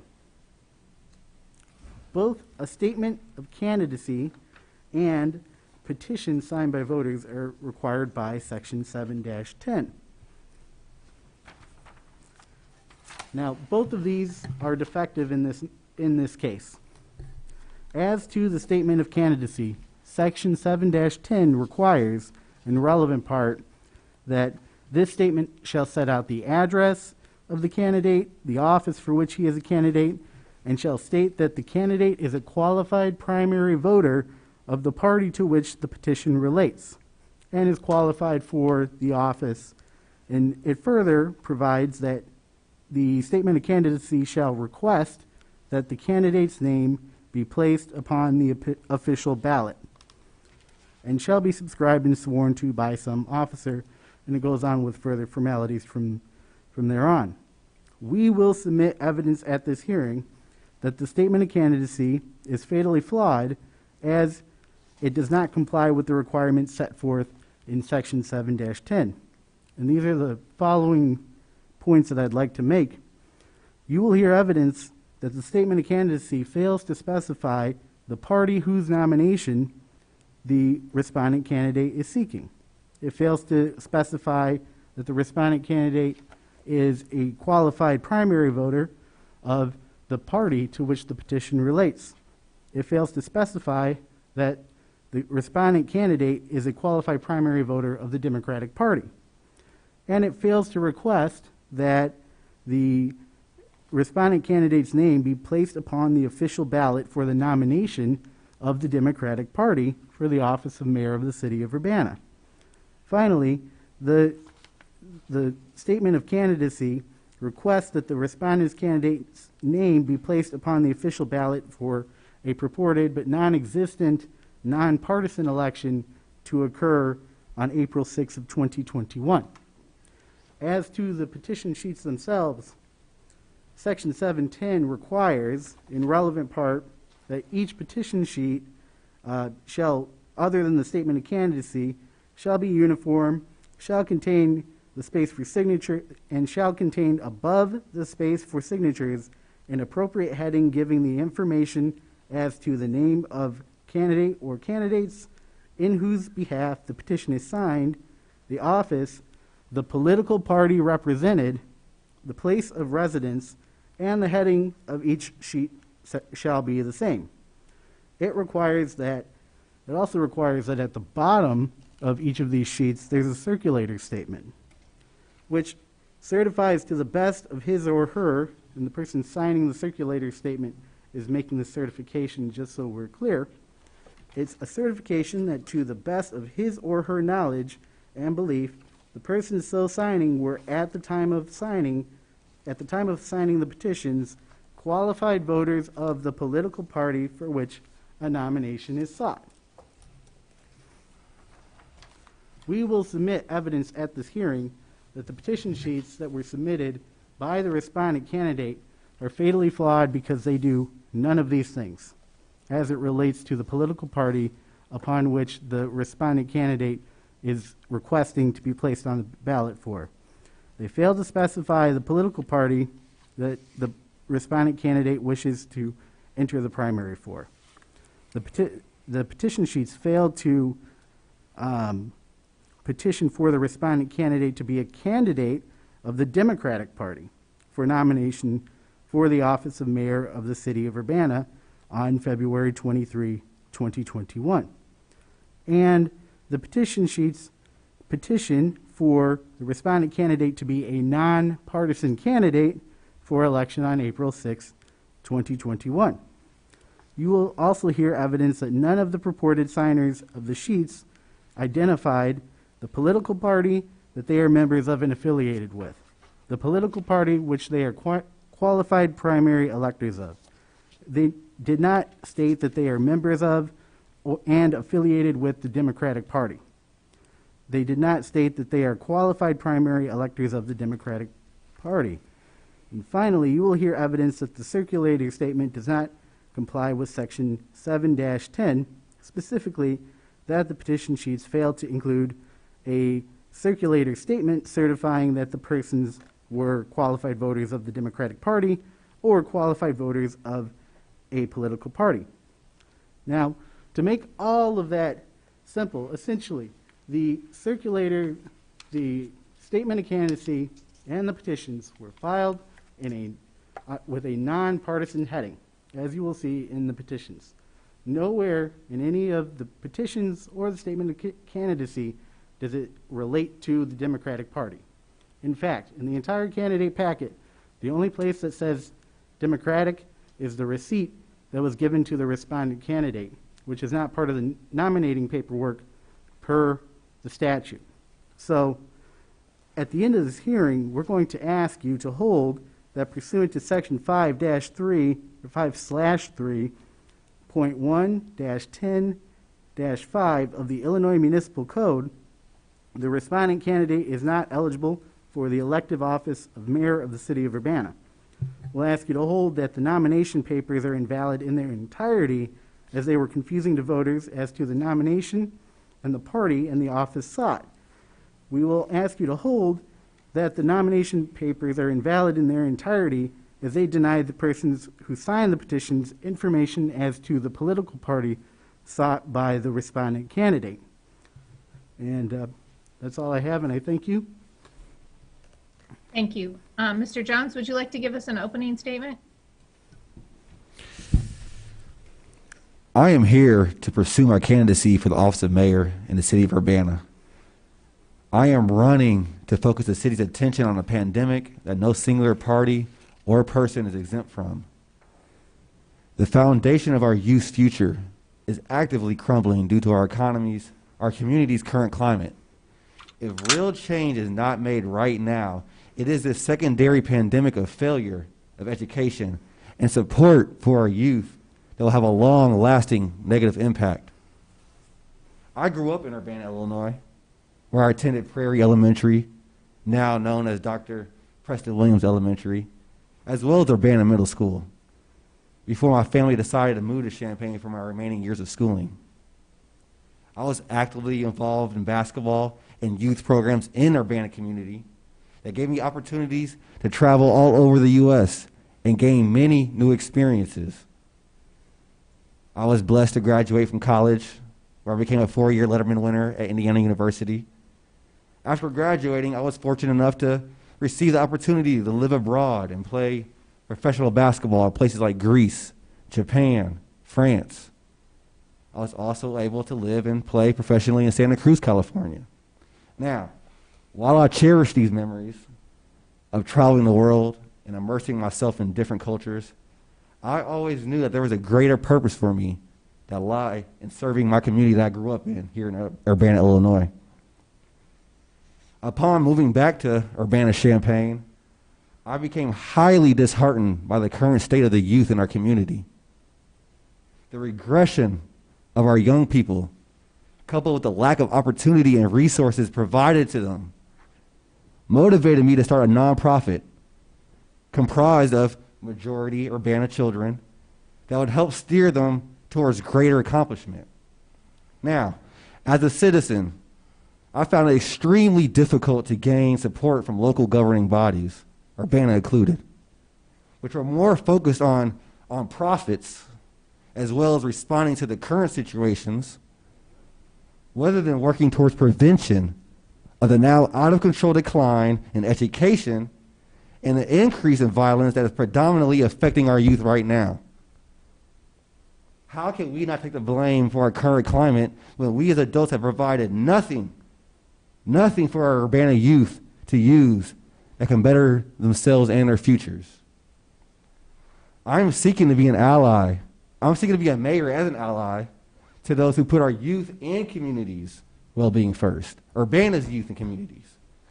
I am here to be a voice for our teachers, our first responders, and our dedicated parents who want to see a better future for their children in Urbana. I am here because I believe in democracy and the undeniable rights of an ordinary citizen like myself and like Megan to be able to run for public office without the bullying. Sir, can I ask you to move your mask up? Thank you. Without the bullying and dirty politics from the establishment. I am not here asking for change, but to be the driving force for the positive change that the city of Urbana needs. Thank you. Sir, did you want to comment on the petitions at all, or on the objections at all? I will in my case. Okay. So just a little bit of housekeeping here. I have a verified objectors petition consisting of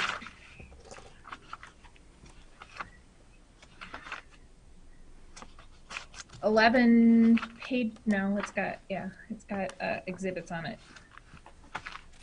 I don't have page numbers on it. I have an objector's petition consisting of approximately 11 pages that has an Exhibit A on it, which I believe are the receipt, statement of candidacy and nominating petitions for Mr. Jones. It has an Exhibit B on it, which I'm not quite sure what that is, perhaps a voting card. Has an Exhibit C, which also looks like a voting document, registration type document, and has Exhibit D, which is a deed transferring ownership of a house to Mr. Jones, it would appear. So I would like to label this as Exhibit 1 for ease of reference, if that parties can agree to that. That's acceptable to me. And then I do not have the original petitions. I'm assuming that the clerk's office does, but we do have a copy of those. Perhaps if I could correct the record, perhaps we should label the actual petition, the statement receipt, the statement of candidacy, and the actual petitions will be Exhibit 1. The objection and its exhibits will be Exhibit 2. Is that acceptable to the parties? Yes. Any objection, Mr. Jones? No. Okay, thank you so much. Okay, so we've been through opening statements. We're ready for the objector to present their case regarding the petition. Just one housekeeping question. Because we're social distancing, do you have a copy of the objection, sir? I do, yes. Okay, and you have all the attachments basically? Yes, sir. Okay, great. All right, thank you. Our first witness is Mr. Verdell Jones. Mr. Jones, do you promise to, or affirm to, or swear to tell the truth, the whole truth, and nothing but the truth? Yes, ma'am. Thank you.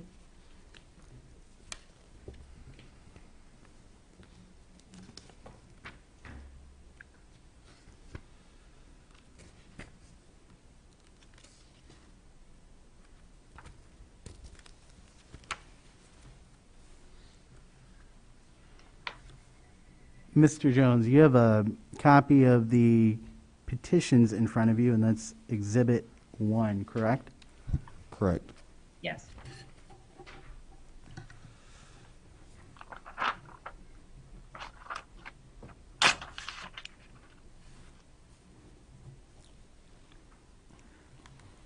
Mr. Jones, until October of 2020, is it correct that you were registered in Champaign? That is correct. And you were registered at the address of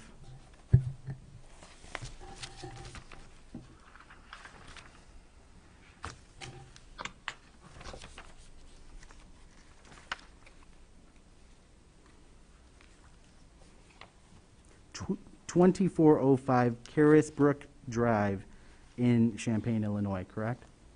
I believe so. That's what you found. And you were registered at that address when you voted in the March 17, 2020 Democratic primary, correct? I believe so. And you purchased a house in Urbana in June of 2020, is that correct? That's incorrect. When did you purchase the house in Urbana? Me and my wife purchased it in July. Okay. And prior to that time, you lived at the address in Champaign, correct? Incorrect. What address did you live at? I have to go back through my records and look through all my contracts. I lived overseas. Okay. But not in Urbana, correct? I did have a residence while I was home in Urbana as well. Okay. That I was renting from. But you were registered in Champaign, correct? I believe that's what the paperwork says. And you purchased a truck this summer, didn't you? I did, yes. And that truck is registered at the Champaign address, correct? I am not sure. I have to double check on that. It's not registered in Urbana, correct? My residence in Urbana was not yet acquired, no. Okay.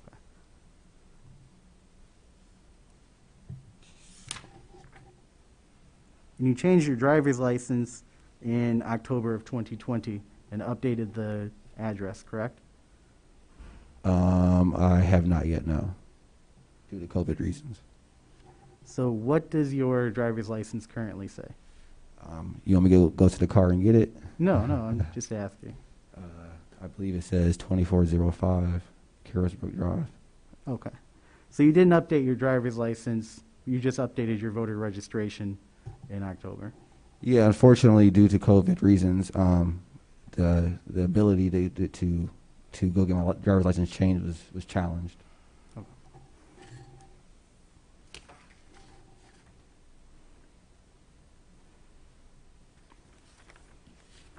So turning your attention to exhibit number 2, actually strike that, turning your attention to exhibit number 1, which is your petitions. Do you have that in front of you? Right here, yep. And the first sheet that I have, just so we're clear for the hearing officer, is the receipt for filing in the office of the city clerk. This? Yes. Okay. So if you would turn your attention to page number 3. And let me know when you're there.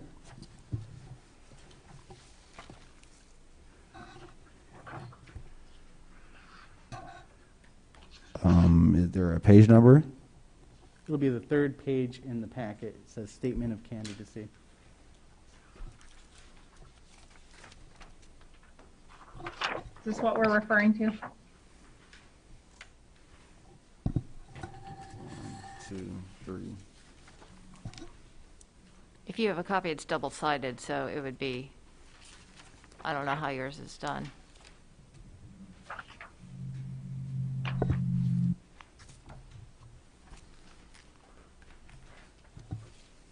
There we go. All right, you have the Statement of Candidacy in front of you. Yes, sir. Now, at the top of that Statement of Candidacy, it says nonpartisan, correct? Correct. Does it state anywhere on this Statement of Candidacy the party in which you are seeking to enter the primary? It does not. Does it state which party you are a qualified primary voter of anywhere on this Statement of Candidacy? Say that again, sorry. Does it state that you are a qualified primary voter of any party on this Statement of Candidacy? No, it does not. Does it specify that you are a qualified primary voter of the Democratic Party? No, it does not. Does it request that your name be placed upon the official ballot for the nomination of the Democratic Party for the office of mayor of the city of Urbana? On the statement of candidacy, it is not. And in fact, it asks that you be placed on the ballot for an election to be held on April 6th of 2021. And that's essentially it as to where you would like to be placed on the ballot, correct? Sure. I'm going to turn your attention to the next page, which is the first page in your petitions. At the top of this page, it states nonpartisan petition, correct? Yes, sir.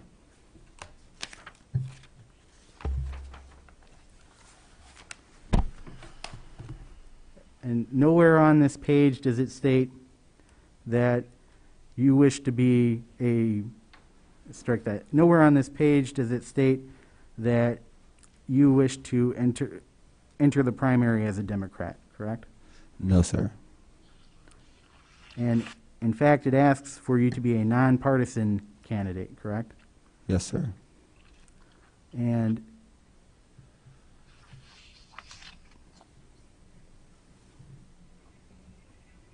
nowhere on this page do any of the signers of this sheet identify the political party that they are members of or affiliated with, correct?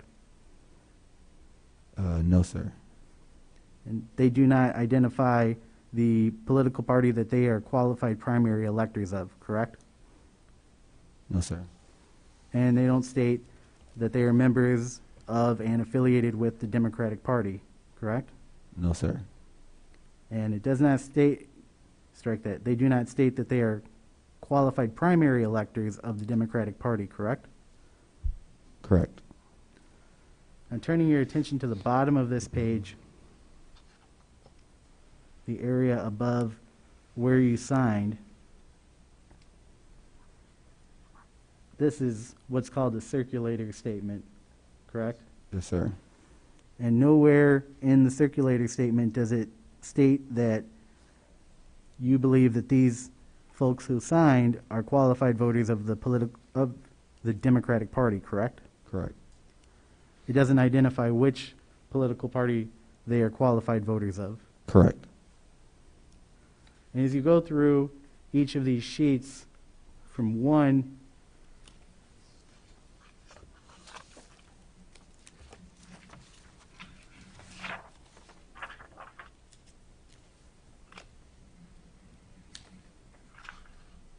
all the way to the end, the same holds true as to the lack of any identification of a political party, correct? Yes, sir. And that goes for the top where it doesn't state on any of the sheets which political party you wish to represent. Yes, sir. And all of the petition sheets ask for you to be a nonpartisan candidate for election on April 6, 2021, correct? Yes, sir.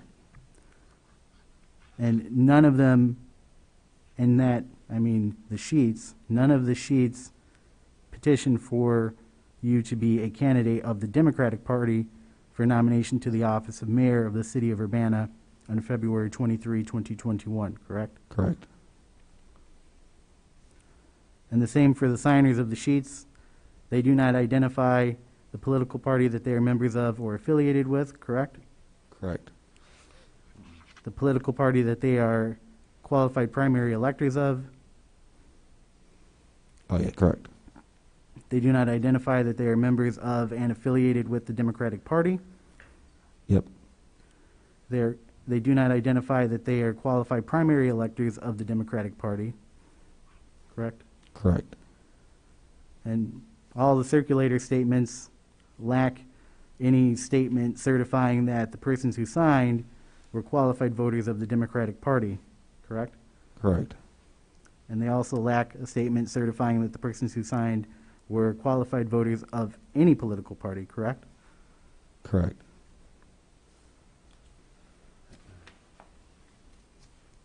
I have nothing further. Okay, Mr. Jones, would you like to present evidence at this time? Yes, I will.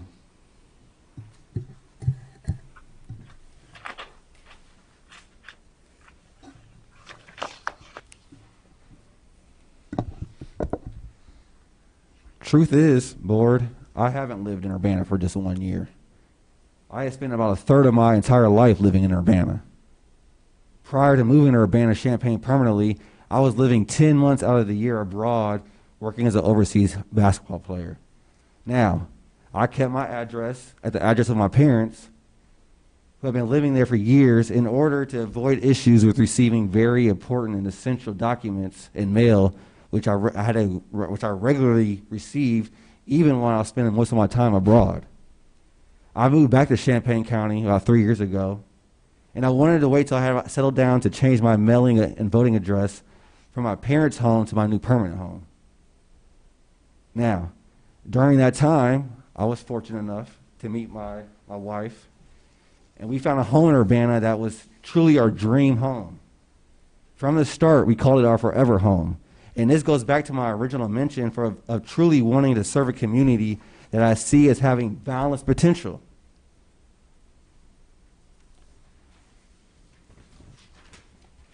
I've spent time working with the local elementary schools like King and Preston Williams, providing the youth with leadership and fitness programs.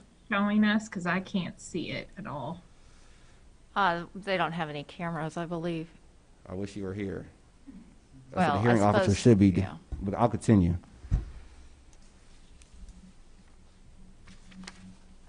Well, Mr. Matthews, what I'm asking is that something you would like as an exhibit and entered into evidence? This is for the board and for people who are here to see. If you can't see it, don't worry about it. Well, sir, if you want to admit it into evidence or show it to the board, you have to show it to your opponent, and we have to mark it as an exhibit. Can you see it? Where's your... So just describe it for me, please. It's me legit leading a class at Preston Williams Elementary and King Elementary School. Okay, so it's a picture of you leading a class at the elementary school. I'll have access to it later, sir. Okay. Am I going to continue to get interrupted for every picture I post? Well, sir, every time you present an exhibit to a tribunal, it has to be marked, and the other side has to see it so we can see if they have any objections to it. Absolutely. So I'm about to ask Mr. Matthews if he has any objections to that picture. I have none. Okay, so now you can use it, Mr. Jones. I apologize. Okay, here we go again. Sorry, it's a court, it's a semi-court proceeding. Yeah, technicalities, we understand. In 2018, for the court to see, I teamed up with my father to help the Urbana Tigers high school basketball team win a regional championship.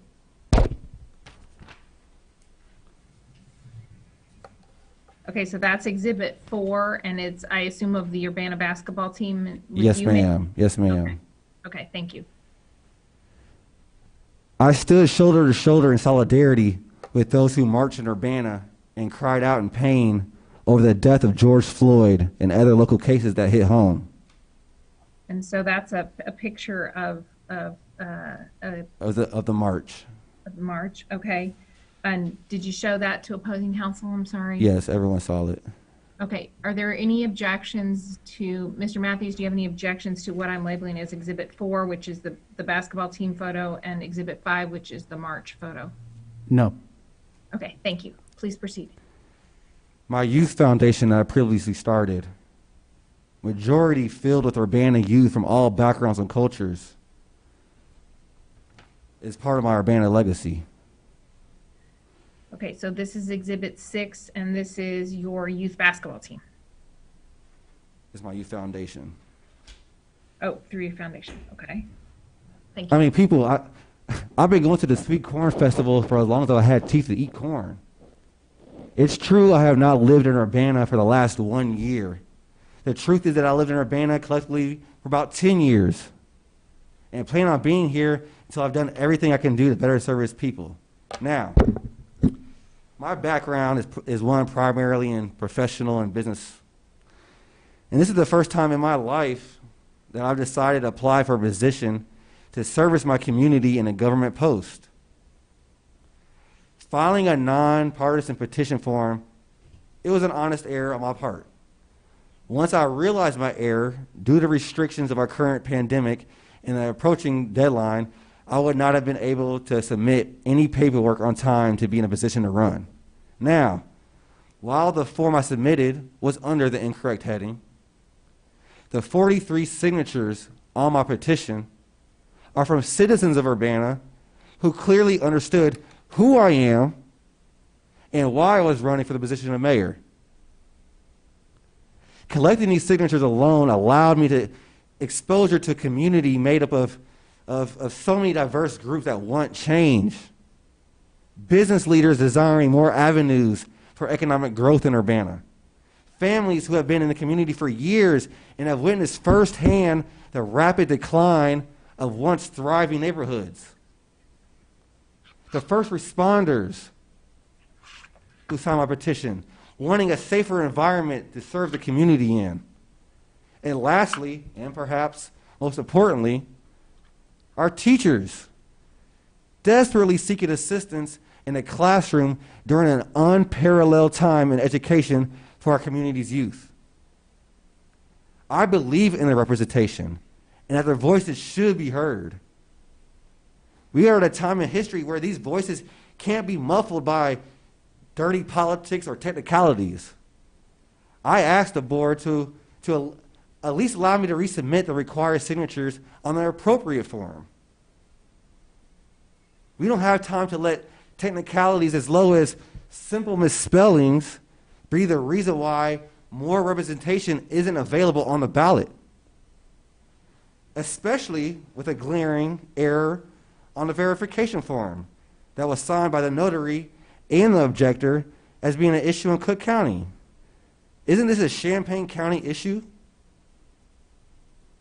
There's 100 miles between Champaign and Cook County, and yet we have a Cook County on our verification form. Let's not let out-of-town politics direct the direction of our city of Urbana. That is it. Thank you, Mr. Jones. Okay, the objector, do you have any rebuttal testimony? Mr. Jones, when was the last time you went overseas? I was overseas in 2017. Okay. So from 2017 until you bought your house, you resided in Champaign, correct? Incorrect. I have nothing further.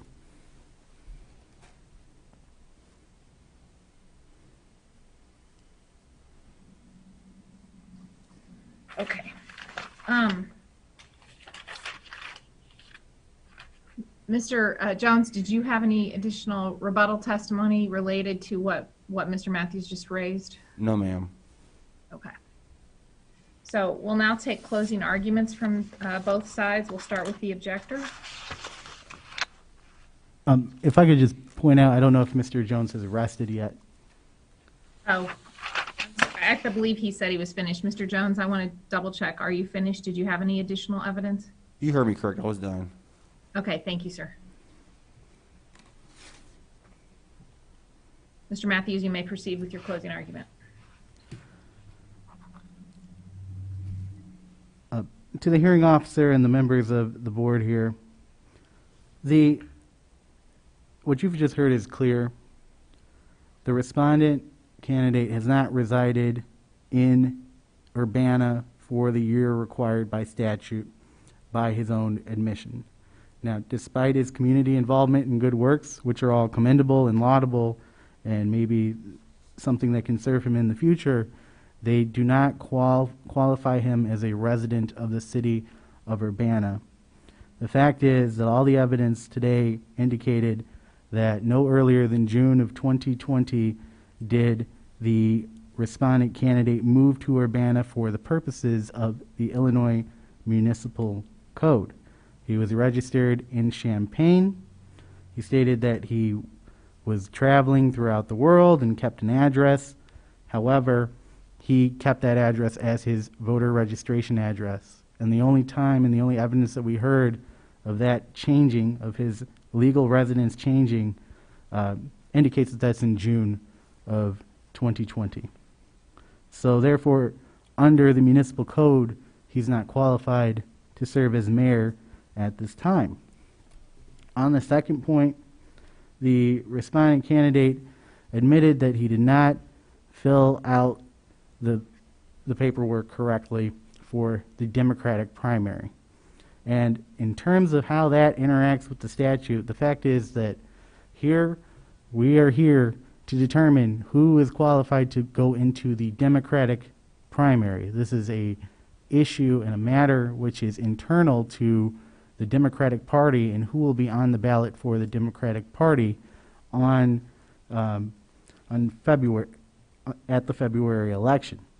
And by his own admission, none of the paperwork indicated anywhere in it that he was intending to run as a Democrat. And so Section 7-10 dictates that his name is not to be printed on the ballot for the Democratic primary in February because he simply has not indicated that he was running as a Democrat. That's the fact of the matter. So with that, we're asking that his name be stricken, or that his statement of candidacy and his petitions be stricken, and that his name not be printed on the ballot for the Democratic primary. And we don't believe that he would qualify for any other primary, but the main focus here is that he is not qualified for the Democratic primary. Thank you. Mr. Jones?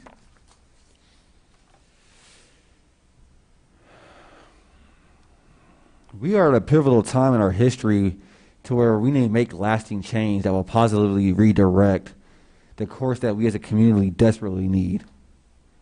I'm not here making a political statement or someone seeking attention or fame. I've had it. It's empty. It's vain.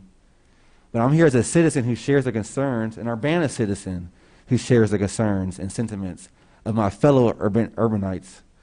Someone who cares about the opportunity and resources for our youth. Someone who will diligently work to unite a fractured community. I am running as someone who enjoys the simplicities of Urbana while encouraging local business growth that expands the spirit of what Urbana is. I'm seeking to be on the ballot as a mayor, to be a voice for the diverse cultures who have adopted Urbana as their home. To be a leader, as someone who can lead a fully funded first responders team that can ensure the health and safety of all of our citizens. I am running to be on the ballot for mayor of Urbana, not as a radical movement, but as a local boy who grew up in the neighborhoods of this town and who understands its potential and is willing to put every bit of effort to ensuring that this is a town that we are all proud to be a part of. I am not arrogant in believing that this task will be easy, but I'm humble enough to understand that the voices of the people being heard will guide us to create a better community. I ask you that I am allowed to represent these voices, that I am allowed to represent the voices of the community as a candidate for the Democratic Party. And if I am denied that right, I ask the panel to at least respect and uphold the core essence of the democratic process and reject at least the petty objection that was brought forth on Ms. McDonald's petition. That is it. Thank you. Thank you both for a well-presented case. I just want to make sure we've got for the record for the board's consideration. I had 6 exhibits, I believe, admitted into evidence without objection. Is that correct by both parties? Is that including or not including the packet, or did that automatically come into evidence? So Exhibit 1 would be the petitions. Exhibit 2 would be the verified objection and the attachments. Exhibit 3 was Mr. Jones leading a class at King Elementary, I believe was the correct location. Exhibit 4 was him working with the Urbana basketball team, high school team. Exhibit 5 was the march after the George Floyd incident that was held in Urbana, and Exhibit 6 was his youth basketball team related to his community foundation. Is that correct? Also, I'd like to point out that the verification form that was signed by Mr. Langendorf in the Notary Public was under the County of Cook instead of Champaign. Mr. Jones, I understand you're raising that issue. It's a little bit out of order at this point. I think you could have asked about it during your case. I brought that up. You brought it up in your closing, but that's not evidence. No, ma'am, I didn't. I brought it up at the end of my. I brought it up at the end of my statement or my presentation. Even irrespective of that, I think that we have the evidence in this matter sufficient to render a decision. I would just indicate to you that there's remote notarization now that we have COVID, and there's some changes in the law. And I'm not sure if you had asked questions about it, if that would have been the answer or not. That's pure speculation, but I'm not sure that we have testimony in the matter, which will control over any written pleadings anyway. So. Can I interject for a second, Deanna? There's also Exhibit B, C, and D that you didn't list. Those are part of the objector's petitions. Okay. I just wanted to make sure that they were in. Certainly. And the petitions are actually attached there, as an exhibit also. That's Exhibit A. So we have the two first objections that I took notice of were the Exhibit 1, which was the actual filed petitions, and Exhibit 2, which was the packet that was the objector's petition. Okay? I don't understand how if we're focusing on minute details and headlines, how this could be overlooked. I'm sorry, I didn't understand that, Mr. Jones. I said I don't understand how if we're searching for small technicalities and headlines, how the fact that this verification was in Cook County can be overlooked. I understand your concerns, but we've taken testimony in this matter, and we've had closing arguments. I'll note for the record that you raised the issue. Okay.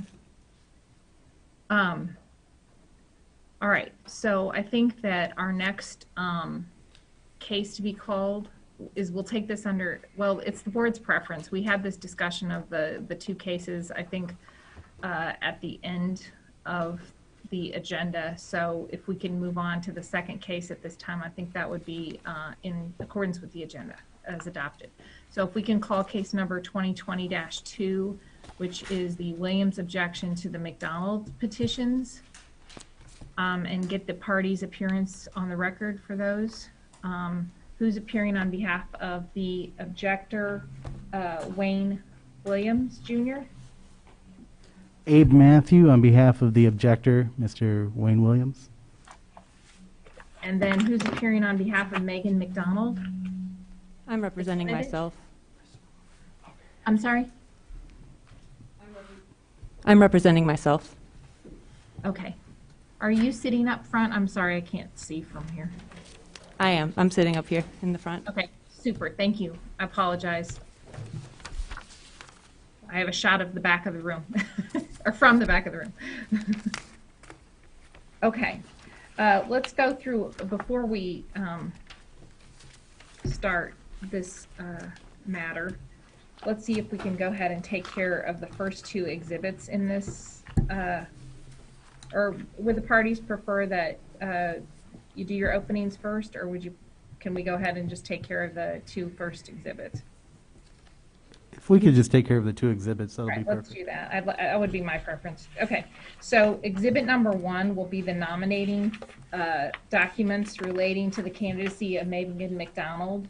That consists of a receipt for filing, a receipt for, I believe, this is a statement of economic interest filing receipt from the county clerk's office, a statement of candidacy, and then 11 pages of petitions that have been circulated with varying amounts of signatures. Do the parties agree that that accurately reflects Ms. McDonald's nominating petitions? Yes. Yes. Is there any objection to those being labeled and admitted as Exhibit 1 in this proceeding? No. No objection. Thank you. Okay, Exhibit 2 then would consist of the verified objector's petition and its exhibits. The objector's petition consists of 5 pages and a notarization page, and then the Exhibit A attached to that is actually the same, the contents of Exhibit 1, and that would be the total of Exhibit 2. Can both parties agree that that's Exhibit 2 and that it's appropriate for entry into evidence? Is there any objection? No. No. Thank you. So we have those 2 exhibits admitted into evidence in this proceeding. And now we'll begin with opening arguments. Mr. Matthews, if you'd like to proceed on behalf of Mr. Williams, who I assume is the gentleman sitting next to you. Yes. Okay, thank you. Thank you. Thank you to the hearing officer as well as the members of the board. My name is Abe Matthew. I'm here on behalf of the objector, Wayne Williams, who's sitting to my left.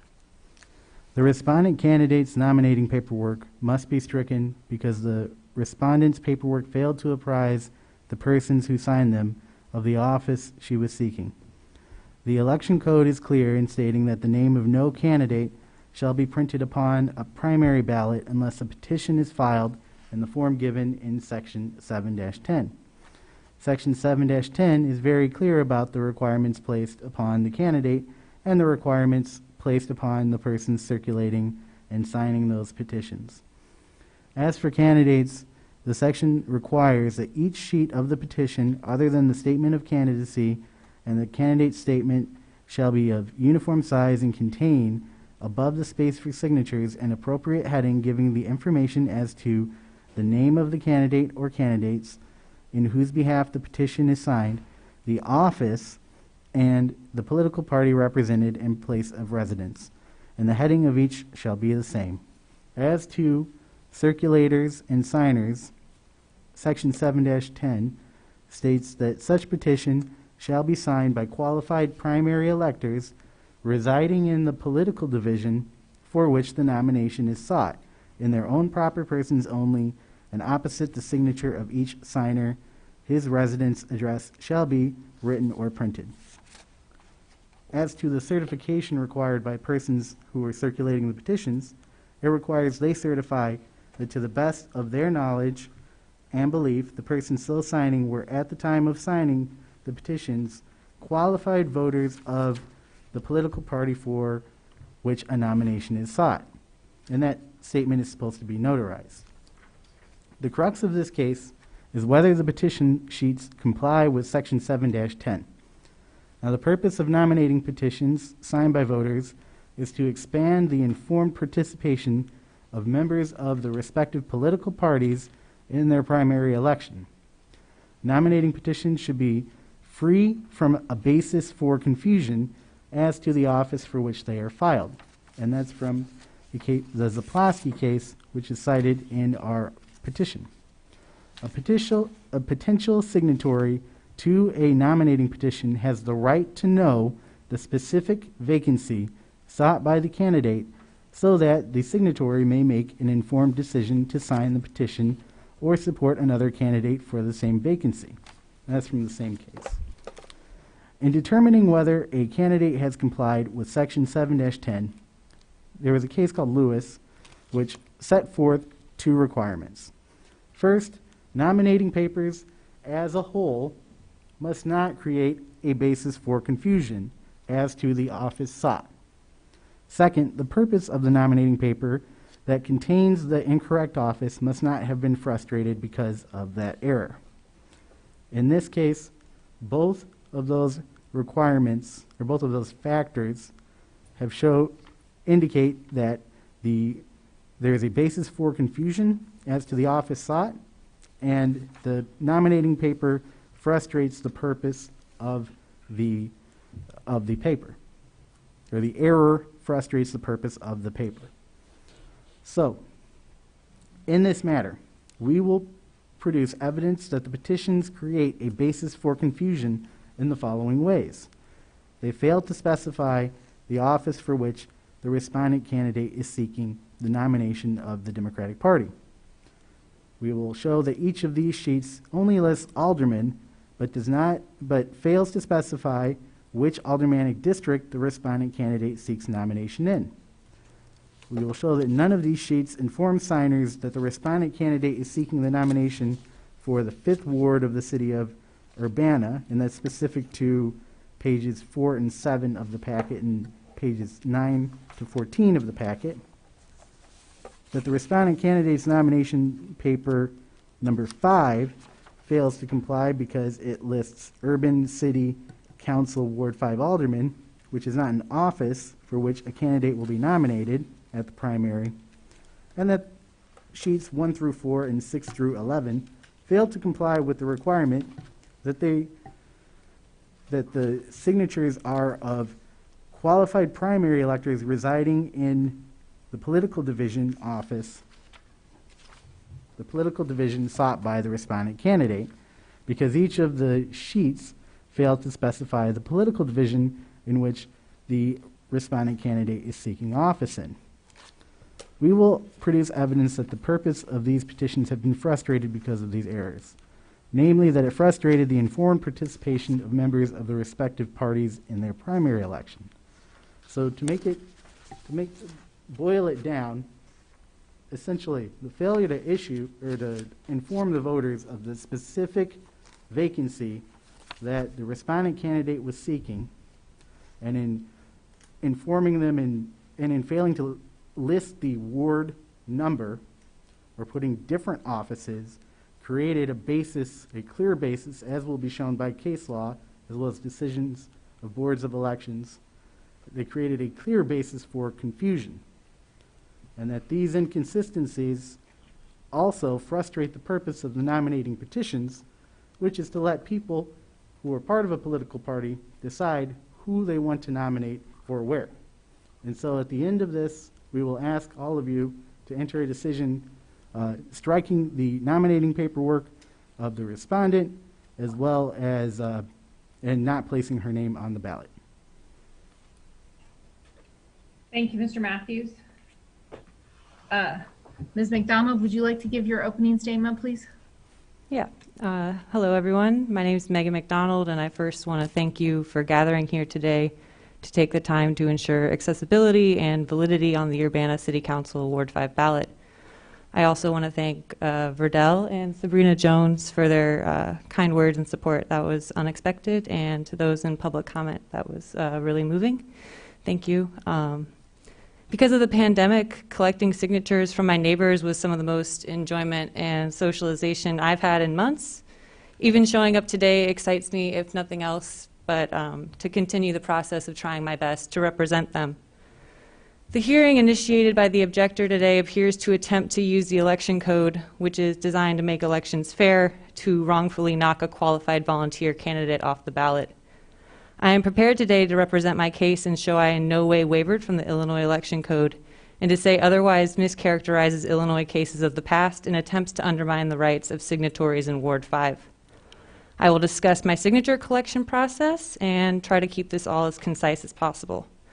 A reminder that access to a place on the ballot is a substantial right not lightly denied. The Illinois courts have historically favored access and have always guarded the right of voters to endorse and nominate candidates of their choice. I want the voters of Urbana to have a fair election representative of their interests. I will close my opening statement by telling you that all I'm trying to do is make it on the City Council Ward 5 ballot, as the signatories consciously supported. That's the main reason why I'm here, and again, I thank you for your time, and I look forward to what's next. Okay. Can we have a stipulation by the parties that this office requires 25 signatures for a name to appear on the ballot? Is that both of your understanding, and would you concur that that's what the law requires? Yes. That is correct. Okay, thank you. All right, you may call your first witness, Mr. Matthews.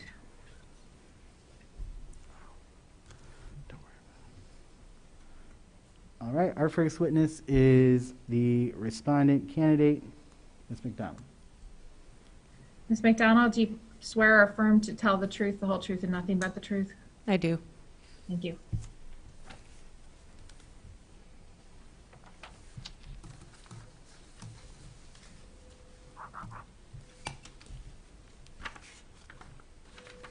Just for clarification, the exhibit number 2 is the objection, and then number 1 is the entire nominating paper packet. Correct. Exhibit 2 also has the exhibits that you attached to it, so it would also have the nominating petitions, but the clean, separate version of the nominating petitions is Exhibit 1.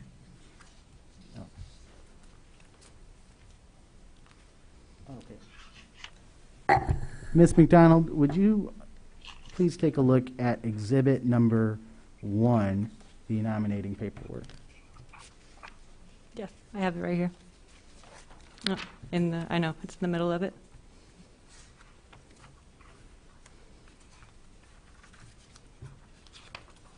Yeah, what page? If you would, please turn to page 1 of your petition sheets. All right. Okay. This is the first page of your petition sheets, correct? Correct. And does it state Ward 5 or 5th Ward anywhere on this sheet? It does not. If you turn to page 2, does it state Ward 5 anywhere on this sheet? It does not. If you turn to page 3, does it state Ward 5 on this sheet? No, it does not. If you turn to page 4, does it state Ward 5 on this sheet? No. And for brevity's sake, do you want to just say that none of them say Ward 5 besides page 5? If you're willing to stipulate to that, that'll make it go Yeah, quicker, sure. that is correct. About to ask that. Thank you. Yeah. Okay, so, and then page 5 states Urban City Council Ward 5 Alderman in the office, correct? That is correct. And that's different than sheets 1 through 4 and 6 through 11, correct? Correct. And that's different than is on the statement of candidacy, correct?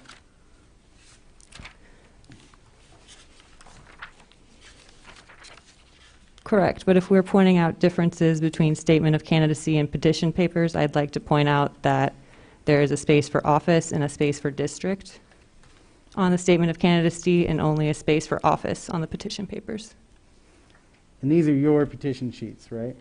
Correct. Okay. As opposed to another candidate? Right. Right. Okay.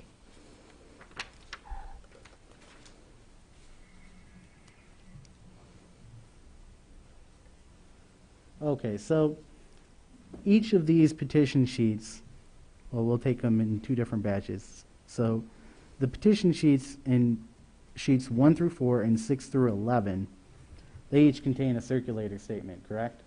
Correct. And each of those circulator statements indicate that the persons who signed were qualified voters of the Democratic Party, correct? Correct. And that they were, at the time of the signing of the petition, qualified voters of the Democratic Party and in the political division in which you were seeking nomination/elective office, correct? Correct. And you were the circulator for sheets 1 through 8. Or, yes, 1 through 8, correct?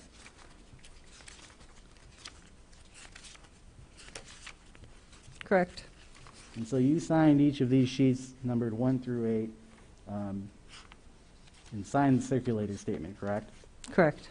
In which you said, I, Megan McDonald, do hereby certify that I reside at 502 East Elm Street in the city/village/unincorporated area of Urbana, if incorporated, list municipality that provides postal service, zip code 61802, County of Champaign, State of Illinois, that I am 18 years of age or older, or 17 years of age and qualified to vote in Illinois, that I am a citizen of the United States, and that the signatures on this sheet were signed in my presence not more than 90 days preceding the last day for filing of the petitions and are genuine, and that to the best of my knowledge and belief, the persons so signing were at the time of signing the petitions qualified voters of the Democratic Party in the political division in which the candidates is seeking nomination/elective office, and that their respective residents are correctly stated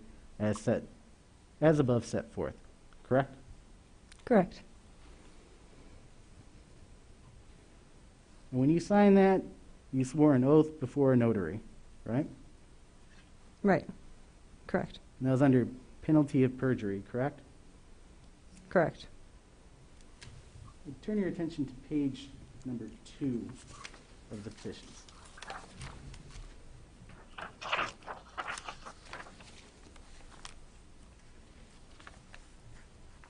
I'm going to show you what I've marked as exhibit .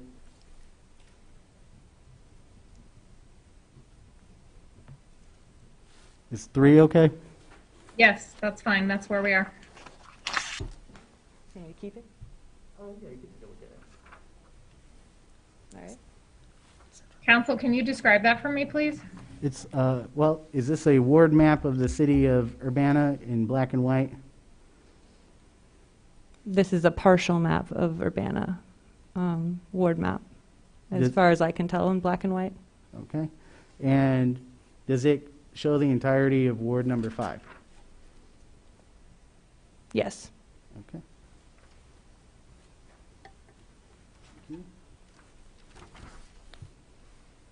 Is there any objection to that being admitted into evidence by either party? Well, not the objector, by the candidate. I would object. I don't see how it's relevant. Well, my response is The that question is really, is it authentic or not? Does it accurately represent what it's depicting? Its relevance is an evidentiary issue. Whether we give it any weight or not is the evidentiary issue. The question is there something inaccurate about it? To the best of my knowledge, it's accurate as far as Ward 5 goes. Okay, so you have no objection? I have no objection on that. Okay, thank you. okay. So on page number 2, voter number 8, Natalie DeClerc, is it? That's what I'm reading, yes. And she lives at 308 Bar Avenue in Urbana. Is that right? That's what I'm reading, yes. Okay. And that's outside of the 5th district. It's actually in the 3rd district, correct? Or the 3rd ward, I should say. To the best of my knowledge, she was a Ward 5 resident.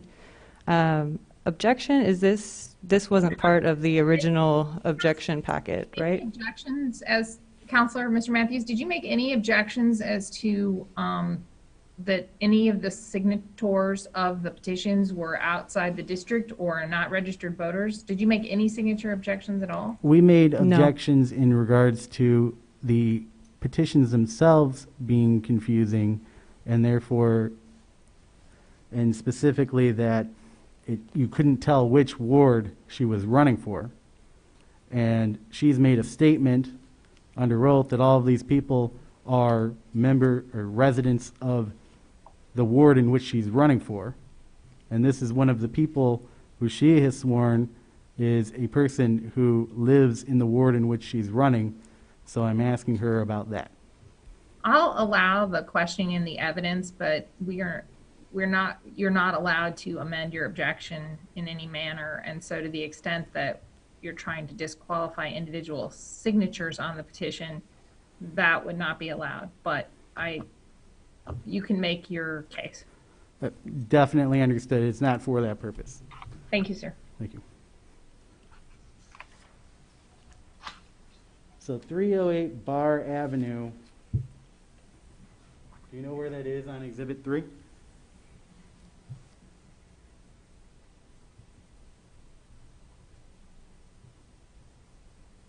This map is too small.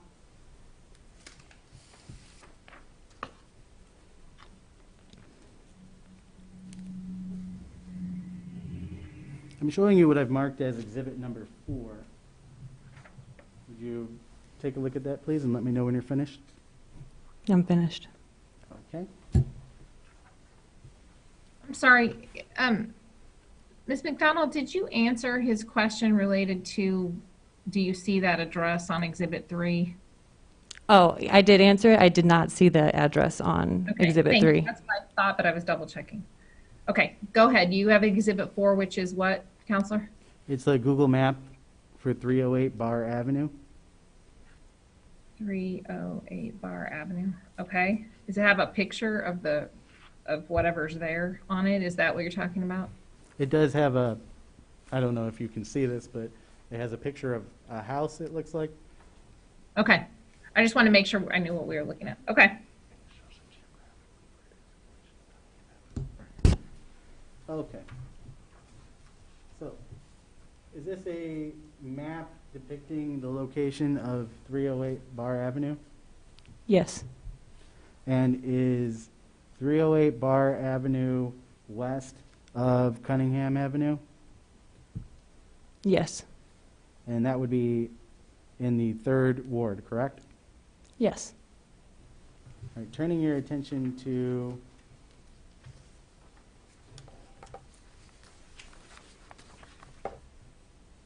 page number 8.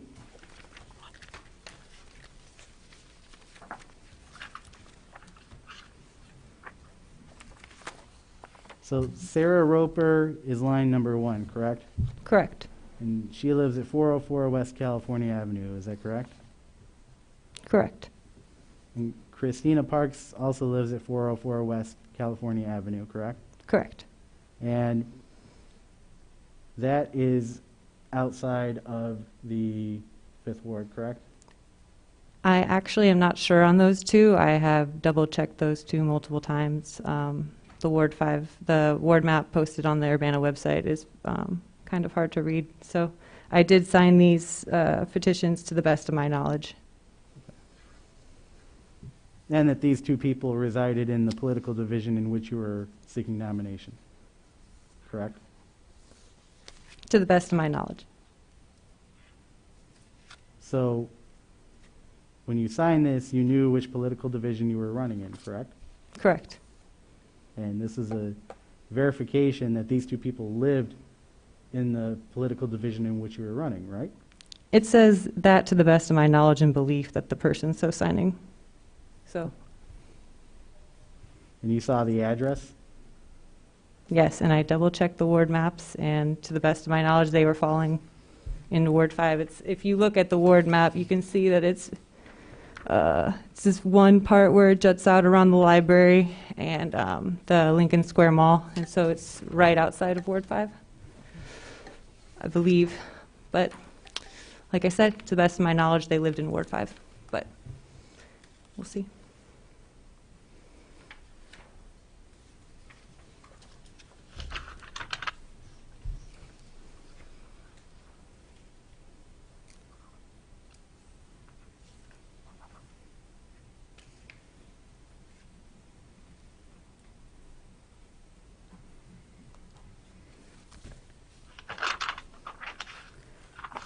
So none of your petition sheets which you submitted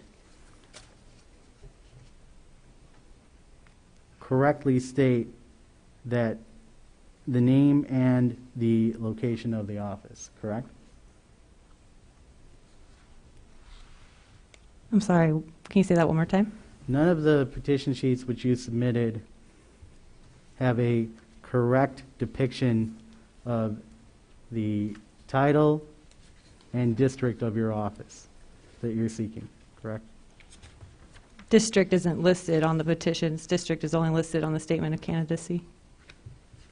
Well, I'm asking, do any of your petitions correctly state the title and political division of the office in which you are seeking?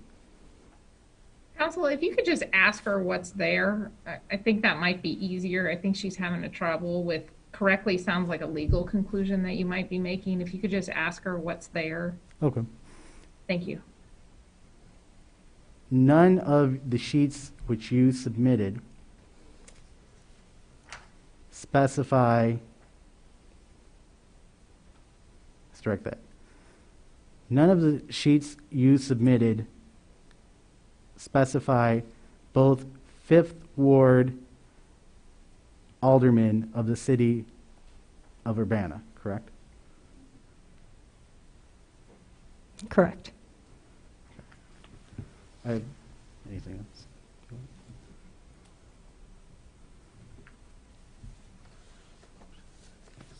All right.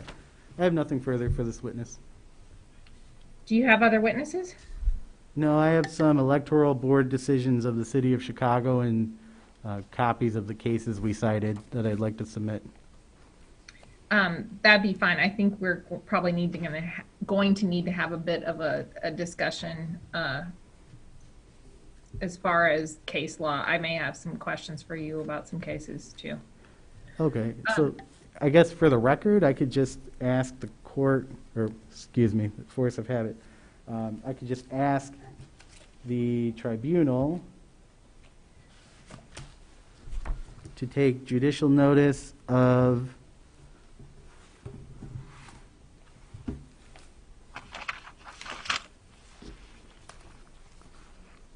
I'll label these with exhibits. That would be great. Thank you. Exhibit We're on 5, yes. Exhibit 6.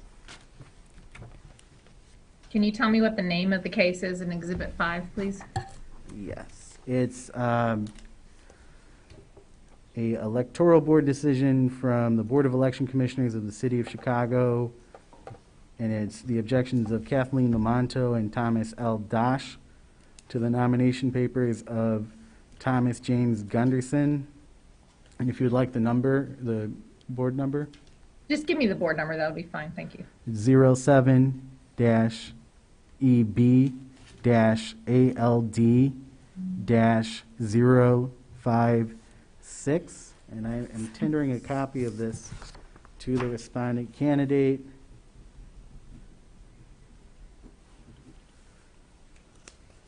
There you go.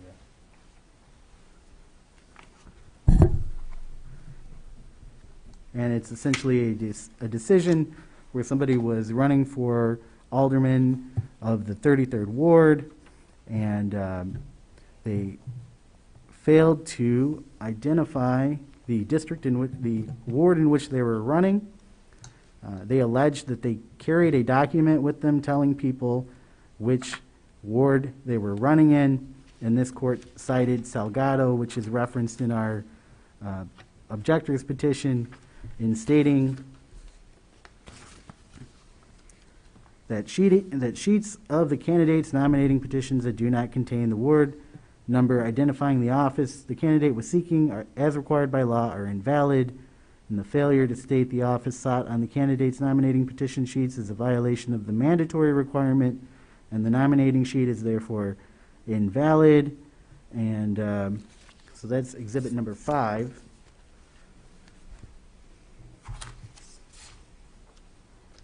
And then exhibit 6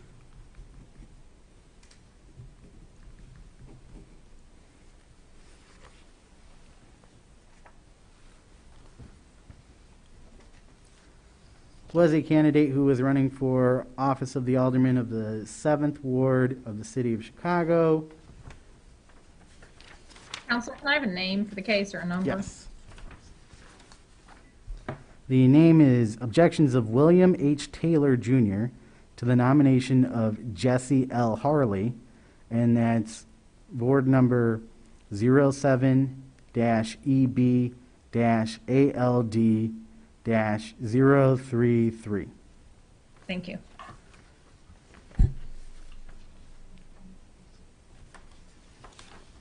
And in this case, the objections alleged the candidate failed to properly identify the office for which he is seeking election on the nominating petition sheets circulated to voters for signature, and the candidate, according to his statement of candidacy, is seeking office to the office of alderman of the 7th Ward.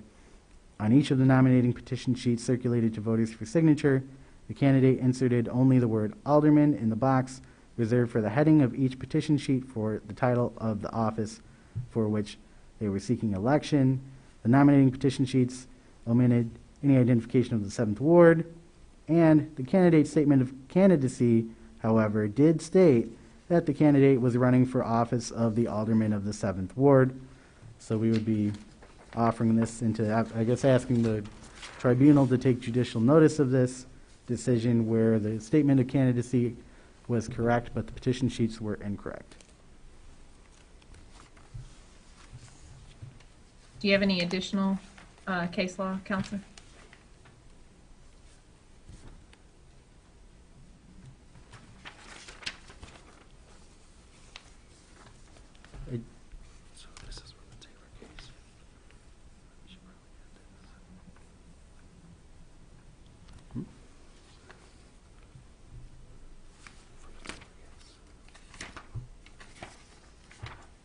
Oh yeah, I'm submitting the decision.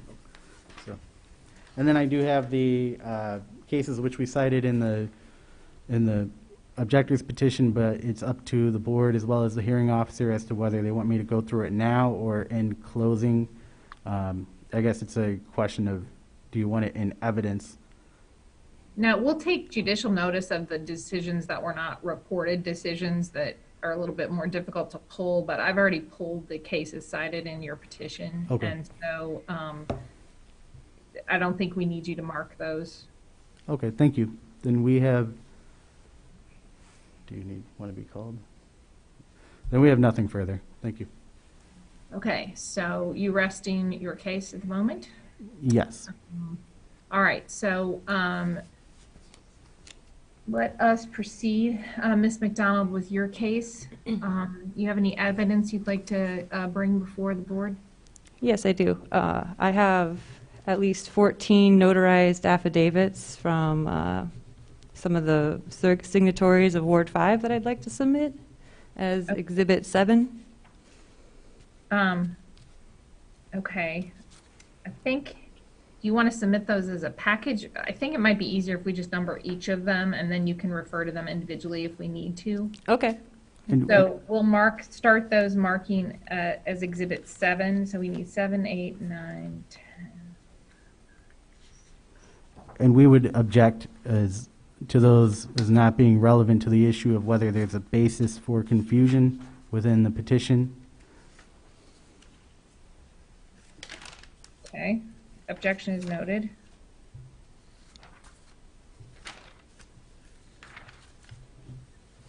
So I think that takes us from 7 to 20. If you could just give me the last name of, of them in order, we'll label them as Exhibits 7 through 20. Okay, you want me to do that now? Yes, please. So Exhibit 7 belongs to, just the last name's fine. Campbell. Campbell, okay. And then Horan, Horan. I'm sorry, Horan, Horan, okay. Jensen, Jensen. Okay. Theobald, Theobald. Okay. Balderson, Balderson. Okay. Coach, Koch. Koch, okay. Romero, Romero. Okay. McDonald, Mcdonald. Okay. Allen, Allen. I have that as 15. Okay, 16 would be? Orr, Orr. 17. Kotheimer, Kotheimer. Okay. 18. Riddell, Ruddell. Okay, 19. Rickard, Rickerd. And 20. Nagel. Nagel. And is that all of them then? That is all the affidavits, yes. Okay, and can you show those to opposing counsel, please? Yeah, I've handed them to him. Okay. Mr. Matthews, I'll give you a minute to review those. Thank you.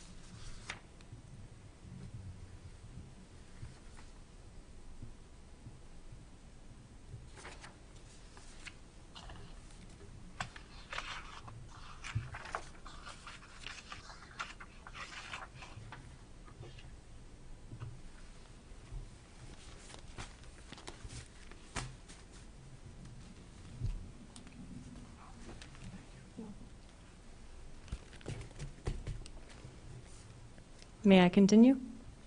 I'm sorry, is Mr. Matthews finished reviewing? He is finished just now. Good. Okay.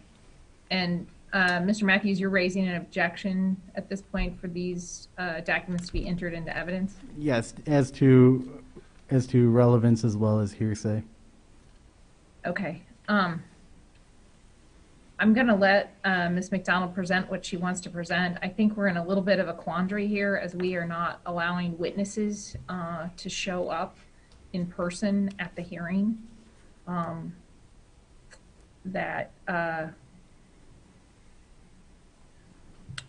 Otherwise we would have, been able to issue subpoenas and call these individuals as witnesses.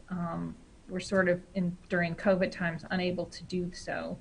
So I'm going to let her provide the testimony. We'll give it the appropriate weight, and maybe once she's explained the affidavits and their purpose, perhaps you may change your mind and you may not. Okay? Thank you. Go ahead, Ms. McDonald, please. Thank you. I will first present these affidavits that I was able to collect yesterday and the day before. I know that this has been a quick process and we're all kind of just trying to stumble our way through it. I'd like to read what the affidavit signs just so that the Electoral Board knows and anyone listening today. Ms. McDonald, can I ask you a question? Do all the affidavits basically say the same thing except for the individual's name? Yes. And so we don't need to read all 14 of them? No, I don't need to read all 14. I just want to read one of them. Thank you. Yeah, no, concise, brevity. All right, so I'll just substitute my name. I, Megan McDonald, reside at 502 East Elm Street in the city of Urbana-Champaign County, state of Illinois. To the best of my knowledge, I registered to vote with the Champaign County Clerk's Office. I, Megan McDonald, signed a petition for Megan McDonald to appear on the ballot as a candidate for alderman in Ward 5 of the city of Urbana. At the time of the petition, I, Megan McDonald, understood that the office that Megan McDonald was seeking to be nominated for as a candidate of the Democratic Party was and still is the office of alderman of the Ward 5 of the city of Urbana, Illinois, in the consolidated primary election on February 23rd, 2021. I, Megan McDonald, use this affidavit to verify my intention by signing the petition page for Megan McDonald to be on the ballot as a candidate for alderman in Ward 5 of the city of Urbana. I have 14 of these notarized. I have 30 of them in people's hands, and if COVID was not a thing and the library was open and maybe we had one more day, which I work tomorrow, so I wouldn't have been able to show up, but yeah, so maybe if we had more time, I would have been able to get more notarized, but I have 14 today, and I still think that's a pretty impressive number. So my first step in the original signature collecting process was to make a post across social media platforms saying, "Are you registered to vote in Ward 5?" with the large Ward 5 map underneath. These posts were shared widely, and I was able to collect my signatures with little to no problems. I have been a resident of Urbana for almost 10 years. I know a lot of my neighbors and fellow Ward 5 residents. I could easily message them or call them on the phone to discuss my possible candidacy and receive their signature. Every step of the way, I was honest and transparent with which ward I was running for and why. I have thought about this candidacy most of 2020. I have been open about my run since the end of September. I began discussing it with friends and family throughout October, and I turned in my signatures at the first available moment to do so in November. I have been open and transparent with my signatories every step of the way, letting them know as much as possible about the electoral process, including information about the hearing today. There was only one legal vacancy in our ward to be signing for. I knew that. My neighbors knew that. They were told and shown the Ward 5 map multiple times and are also informed voters on their own accord, aware of their registration status. To refer back to the objector's original challenge, the objector's petition fails to assert adequate grounds for noncompliance with Section 710 of the Illinois Election Code. The grounds stated in the petition wholly consist of minor technical discrepancies which are unlikely to result in voter confusion and which do not frustrate the underlying purpose of the election code. Notwithstanding the two cases cited in the objector's petition, Sapolsky and Zelgado cases, the weight of Illinois precedent is against objector's argument, and the holdings of those cases are mischaracterized therein. The nomination papers substantially comply with the requirements of the nomination statute.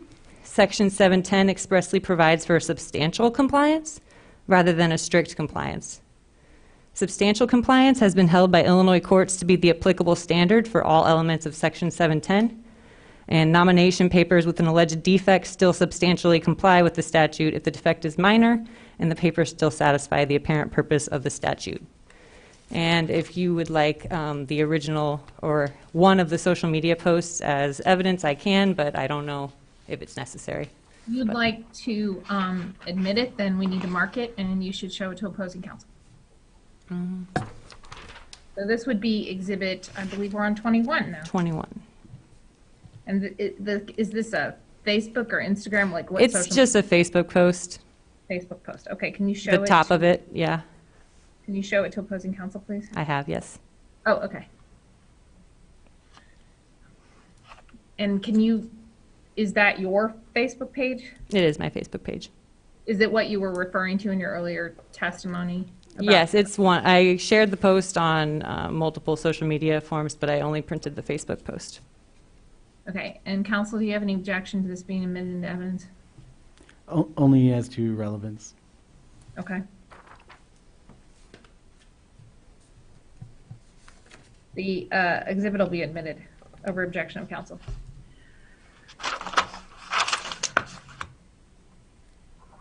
That's exhibit 21 that I was referring to. We're reserved ruling on exhibits, the affidavit exhibits at this point.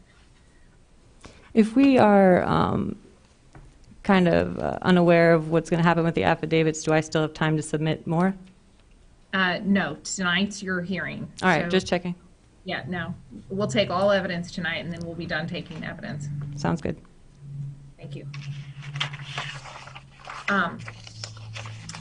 Okay. I'm sorry. Did you have additional evidence you'd like to present, Ms. McDonald? That's it, and that's the closing of my case presentation. Okay. Any rebuttal evidence, Mr. Matthews?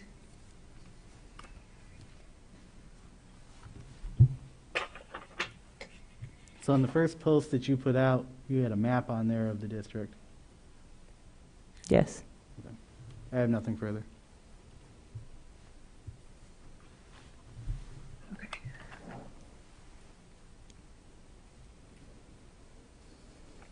I'm sorry. Were you referring to an exhibit, Mr. Matthews? Yes, I believe it would be exhibit, what's the last one? 21. 21. Exhibit 21.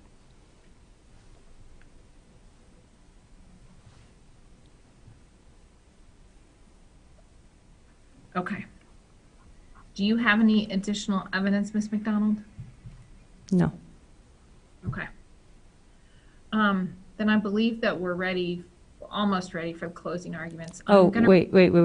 I had a rebuttal. I thought that. Oh, I'm sorry. Is Go that? ahead. Is it time for that? That's where we are. Mr. Matthews, you're finished with rebuttal testimony, correct? Yes. Okay. So Ms. McDonald, sorry. It's okay. Too many M's right now, Yeah. including mine. You are now entitled to present any rebuttal testimony that you would like to do so. Okay. I just want to refer to the objector's cases in the original objection papers. Okay. Citing Zapolsky, objector's petition argues that the nomination papers should be invalid as they are likely to confuse voters as to the office sought. However, in Zapolsky, there were numerous vacancies with the same name for which the petitioner could have qualified. The petitioner in that case took advantage of the number of vacancies to increase the number of signatures obtained. Zapolsky is not. McDonald, could I interrupt you for a minute? Because what it sounds like you might be presenting is your closing argument. And so rebuttal testimony would be anything that the objector raised in their rebuttal testimony that you would like to counteract. And Oh, okay. My apologies. No, I'm just trying to help you out. Yeah, no, it's a Right wild order here. process. So did you have any questions relating to his question about your Exhibit 21 and that the post had the map in it? That was all he said on rebuttal. Did you have any reply to that? Oh, no. Okay. So what you're doing is absolutely correct for closing argument. Okay, then I'll leave till then. We can move on. So if we can move on to that phase. There are additional cases reported and unpublished opinions. Counsel, I'm interested in both parties' discussion of the Nolan case. So I understand that we've taken judicial notice of some of the Chicago cases that exist, but I believe there's also Nolan, McDonald, People Over Politics, I have Salgado, I have Zapolsky. So if you could make sure that you are addressing those cases in your argument, that would be greatly appreciated. Okay, so whenever the objector's counsel is ready, we're ready for your closing argument. Yes. So what we have here is a clear-cut case of a failure to comply with Section 7-10 in identifying the office sought. We have a situation where the office is listed in 3 different ways across the nominating petitions. On the statement of candidacy, it's, for the purposes of this, correctly stated. And then in the petitions, it's incorrectly stated, whether it's just alderman with no specificity as to which ward is being the candidate was seeking, or whether it's urban alderman Ward 5, which is on one petition sheet, which is not the correct name of the sheet and is not sufficient under the section alone with that one sheet to actually survive this hearing. So each of the cases that we cited all go back originally to Lewis versus Dunn, where there was a judicial candidate who failed to designate the specific vacancy in their statement of candidacy, but actually specifically stated the vacancy that they sought in their nominating petitions. And in Lewis v. Dunn, the court took a look at what the election board did and decided that the nominating petition, since they had the name of the office and the specific vacancy correct, that controlled, and that the candidate's papers were valid. And there's a public policy reason behind that. And that is that we want people who are signing these petitions to know exactly who they're signing for, what this person is running for, and what ward they're going to be in. And that did not occur here. So the Lewis case was interpreted by Zapolsky, which was essentially the opposite scenario. You had a situation in Zapolsky where it wasn't the statement of candidacy that was faulty, but the nominating petitions were faulty and needed to be signed by registered voters. It was uncontroverted in that case that there were multiple vacancies up for the Water Reclamation District, and that the petitioners' nominating petitions didn't specifically tell the voters which one the candidate was seeking. And so the court, in reviewing this, found that the petitioners' nominating petitions failed to comply because the petitions were not free from a basis for confusion as to the office for which they were filed. So to unpack that a little bit, there's multiple vacancies available, and the court has to decide whether on the face of the petitions people are informed of which vacancy the candidate was seeking. And because the candidate's paperwork did not identify specifically which vacancy the person was seeking, there was a basis for confusion that was shown in that case. So the next case is Salgado, which expands on this a little bit further as we go from Lewis to Zapolsky to Salgado. And in Salgado, there was a situation where the nominating petitions did not list any office whatsoever, except to indicate that a full term of office was sought. And the petitioner had contended that the voters the petitioner had contended that the voters in the ward in which Marquez was circulating, strike that. According to the petitioner, the voters were unaware as to whether they were signing petitions to nominate Marquez as a mayor, an alderman, a second ward, or an alderman at large. And in response, the candidate asserted that the statement of candidacy listed the correct office, and that, therefore, taking nomination papers as a whole, there is no basis for confusion as to the office sought. This was found to be not substantial compliance with Section 7-10. And what is that? We're talking about a situation where there's absolutely no notification of the office that's being sought. And the court went into the Lewis case and the two requirements that I brought up at the beginning in my opening, where did the nominating papers as a whole create a basis for confusion as to the office sought, and was the purpose of the nominating paper frustrated because of the errors in the paper. And so the court took a look at Marquez's papers, which had nothing in the statement of candidacy, or nothing in the petitions, and had the correct office in the statement of candidacy. And they found, okay, well, the nominating papers taken as a whole show that Marquez is seeking the office of alderman for the 2nd Ward, because you have that in the statement of candidacy. And that there's no conflict or inconsistency there because you have something that's blank and you have something that's correct. So you can't have conflict there because there's an absence on one end. And it stated the nominating petition simply omit the office altogether. And that even though Marquez's nominating petitions do demonstrate initiative because the signatures were obtained, we do not believe that minimal appeal to eligible voters has been shown. So to unpack this a little bit, we have a situation where the papers, if you look at the entire candidate packet, it tells you which office the candidate is running for.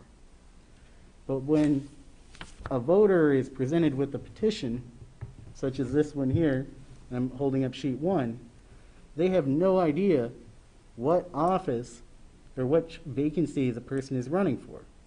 Now, it says alderman, or which ward?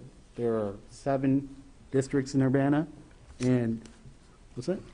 7 wards in Urbana, and it does not state which ward the candidate was seeking office in. And furthermore, she testified that that she swore that all of these people lived in the ward that she's seeking office in, but there's in fact at least 2 different wards worth of people who signed these petitions.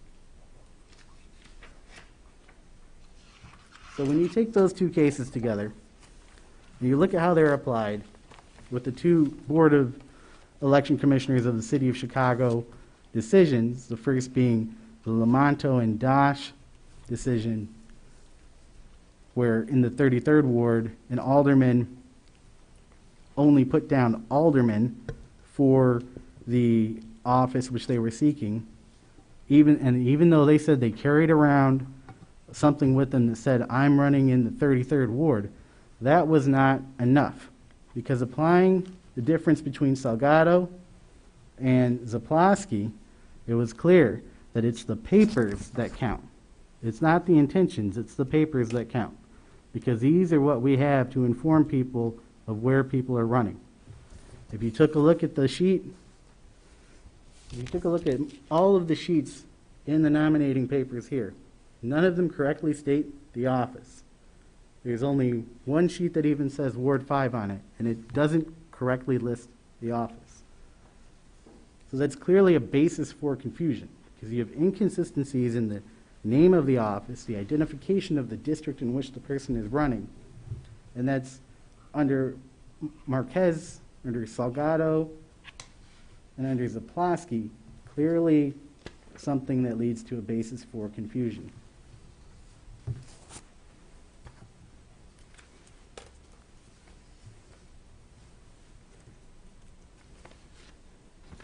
And so with that, we're asking the board to strike all of the nominating petitions, as there's a basis for confusion here due to the inconsistencies and the irregularities that are present within the nominating papers. And we're asking that the respondent candidate's name not be printed on the ballot. And I thank you. Ms. McDonald, do you want to deliver your closing argument, please? Yes. All right, so citing Zapolsky, objector's petition argues that the nomination papers should be invalid as they are likely to confuse voters as to the office sought. However, in Zapolsky, there were numerous vacancies with the same name for which the petitioner could have qualified. The petitioner in that case took advantage of the number of vacancies to increase the number of signatures obtained. Zapolsky is not relevant to this case at hand because only one vacancy is legally relevant to both myself, the candidate, and the voters solicited. The broader rule in Illinois courts is that inexact specificity as to the position sought is a minor defect if there is no basis for confusion. The second case cited by objector, the Salgado case, actually criticizes the overbroad reading the Zapolsky case which objector offers. The Salgado court found that substantial compliance was not met when a candidate fails to include any indication on his petitions as to the office sought and could reasonably have been running for mayor or alderman. Here again, the case is not on point. No reasonable voter who was eligible to vote would fail to understand the intended meaning of Urban City Council Ward 5 alderman. A deviation from the code that is so minor or technical in nature and does not affect the legislative intent to guarantee a fair and honest election is not enough to defeat substantial compliance. There can be no deviation more minor or more technical than that of a single inadvertently omitted letter.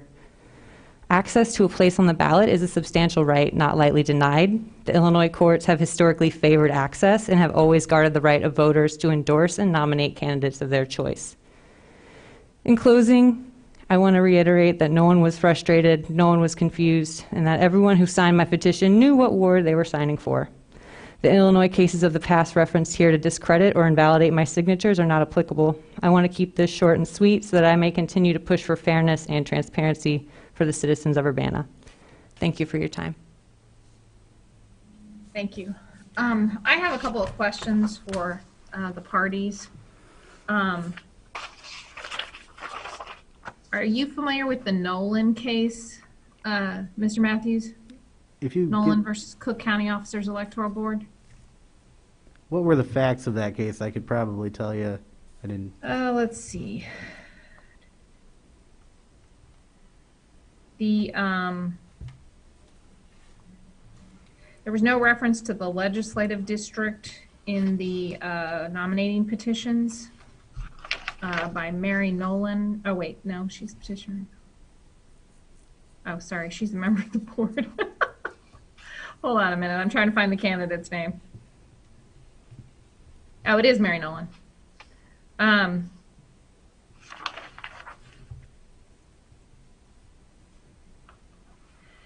That case looked at the certifications on each page, talking about them being qualified primary electors, which I believe you discussed in your testimony or in your questioning of the candidate and pointed out. Do you need a site for it? I've found it here. Okay.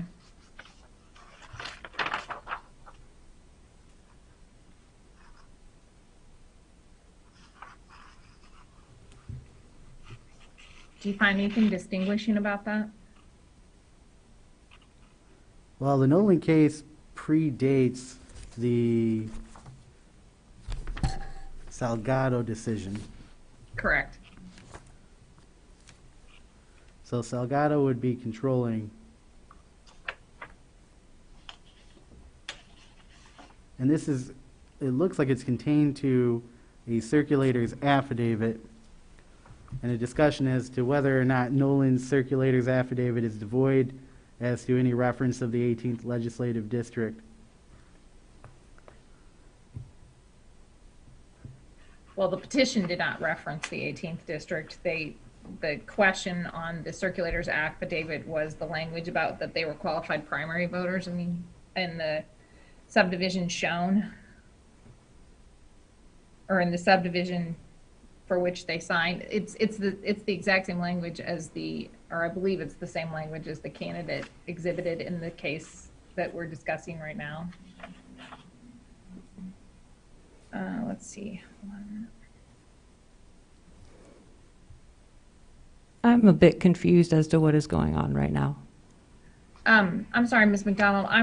I believe there's additional case law that may be relevant to the matter before us. So are you offering advice after closing arguments, or? No, I'm asking objector's counsel if he can distinguish these cases or if he has any, I'm just trying to clarify what he believes the controlling law is. I'm certainly willing to make the call, but you certainly can offer your comment too if you're aware of this case law. He brought in case law from Cook County, and there may be additional relevant cases that we should discuss. If this is uncomfortable, that's fine. We can move on. It's uncomfortable. I think it's unfair to prepare on the spot. No problem. All right, so we have the evidence of the parties. We've had the closing arguments. At this point, we can turn these matters over to the Electoral Board for discussion in accordance with the agenda presented.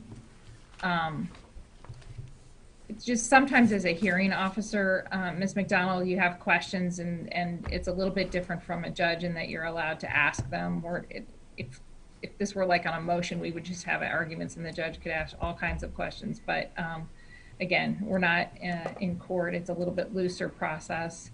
And I apologize if that was confusing to you. I don't mean to make you uncomfortable or confused in any way. So, okay. Thanks for all right. If we go back to the agenda then, which I just minimized on my screen.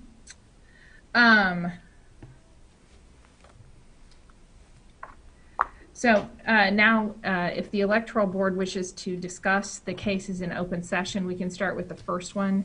If you have any questions for me as your legal advisor or the ALJ, I'll be happy to answer those. I can sort of summarize the cases for you if you would like. I do have a question since there are 2 objections to the petition. Do we need to rule on both of them, or do we rule, how does that work? Does each one get its own ruling? Each case gets its own ruling, and the issues in the case, I would like your sense. So what needs to happen is you need to give me a sense of what the decision that you feel we should reach is, or I can issue you a recommended decision. But I do believe you need to deliberate what your position is on the cases and give me a sense of what decision you would like to come to. It's probably an inartful way to say it, but you can either just tell me to come back with a recommended decision and you can adopt it or not adopt it. But if you don't adopt it, then we'll have to do another decision. But I think it's appropriate for there to be some public debate and discussion in this case of your sense of the issues and what you believe, which direction you believe, whether the objection should be sustained or overruled in each case. So we probably should take Mr. Jones' case first, the first case, and discuss that. And then you can direct me to issue a recommended written order for you to adopt. Okay, all right. So the issue up right now is the very first case for Langdorf objection to Jones the third election petition, case number 2020-1. There were 2 main issues in that case. One was whether a residency requirement had been met for a year in the city of Urbana up to the election, I believe, in April, memory serves. The second piece had to do with the nonpartisan paperwork and whether or not the person was qualified for the Democratic primary. So those are the 2 issues. Correct me if I missed anything significant, Deanna. I think the second issue is whether the petitions meet the statutory requirements of section 7-10. Just to 7-10. agree with what you said, but I think that might be a little bit more clear. Okay. All right. Discussion. Bill? Yes, I've got a question about the verification page, and I know it's been mentioned once, but it does say, at least the copy I've got, State of Illinois and the County of Cook. Ms. Mould, you had mentioned that one other time, something about hybrid or virtual verification. Could you give just further explanation on if this is proper or not? So what a verified petition does is it allows somebody, if they want to do a motion for summary judgment, particularly to say you can accept the verified facts as true. The petition raises certain issues. The verification, I think, is less relevant at this point because we've had testimony and the candidate has made certain statements about his residency and where he lived. It would have been during the hearing, it would have been the candidate's job. And again, you know, a lot of these are pro se and they don't have counsel advising them. And while everyone did an excellent job, a counsel might have raised that issue during the hearing to say, okay, what were the circumstances and why was this notarized in Cook County? I tried to offer him an explanation because I believed he was confused. It's not, I don't think it's relevant to the issue because he didn't raise that issue in the hearing. He didn't object to it until after his closing argument. And so it's not really an issue in front of the Election Commission in the case. Thank you for that. I appreciate it. I guess just as a matter of discussion, quote unquote discussion, I guess just the only point that I would make is the respondent, at least it appeared to me, admitted that he was not a resident of Urbana within the timeline that is required by law. That's a big takeaway for me, that he himself admitted that he did not comply with the legal requirements to be a candidate for mayor in the city of Urbana during this election cycle. Phyllis, any commentary? I actually agree with Mr. Colebrook. The fact of the matter is that Mr. Jones was in my neighborhood on the very last day of filing as I was leaving, and I signed his petition, but I didn't look at it to see what it says, but I did sign it because I thought that he would be a good candidate, and he probably would. However, when I got back here and saw the petitions and saw that it was nonpartisan, that kind of, you know, I'm thinking, okay, he's got these from someplace else, and he did not go online to pull the information for what it takes to run for office in the city of Urbana. I had no idea at that time that he was not in the city long enough to be able to run for office. I've been in this position as city clerk for a long time and have always made it a very important part of my job as the local election authority that deals with the municipality to always be above board in what it is that the candidates turn into me. And one of the things that I was a very stickler about is that you meet the requirements of being in the city for 1 year prior to running for office. And I'm just really sad that Mr. Jones didn't meet that requirement. So I would have to say that, you know, I think his petition should be pulled. All right. I don't know exactly how these hearings typically go when during city council meetings. If the chair has something to say, we have to move the chair. Deanna, do you know? Can I state my opinion without giving the chair to somebody else? Yes, you may. Okay. All right. I concur. I feel that the fundamental question. I mean, we have age limits and so forth. One of them is, where do you live? And it's very clear that you have to live in the jurisdiction in which you are running for at least a year. By my take from the testimony is that Mr. Jones admitted that he had not lived within a year. The second piece, in terms of whether or not the paperwork that he had filled out qualifies him to be added to the Democratic primary in February, there were numerous things which indicated to me that he was not requesting to be added to the Democratic primary since the election that he filed for was in April. So with those two reasons, I think that his name should not appear on the Democratic primary in February. Okay. Bill, did you? Sorry, Deanna. Bill has another comment. Yeah, I would just concur with that last comment that you made about the election that he was seeking according to his paperwork. It clearly says April. It does not indicate the primary as well. Okay, I will draft up a written order in accordance with that, and that would also be my recommendation in this case, that, unfortunately for Mr. Jones, I believe he failed under section 7-10 of the election code and failed to meet the residency requirement at this time. Okay, so let's discuss the second case then. All right, so the next item for discussion is case number 2020-2, Williams' objection to McDonald election petition.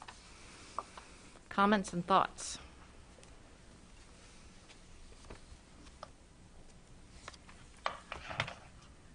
Would you like some legal analysis of this? This one's a little complicated. Yes, I think that would be great if you'd start us off with that. Okay, so I think both the candidate and the objector correctly stated that the election law defaults to the candidate is on the ballot unless an error is shown in the petitions. And I believe the Lewis versus Dunn case that was discussed, that the 2 points that the question are correct question. This is an Illinois Supreme Court case, by the way. The correct question is whether you frustrated the, I'm sorry, I'm going to have to pull the 2 issues here. I don't want to misstate them.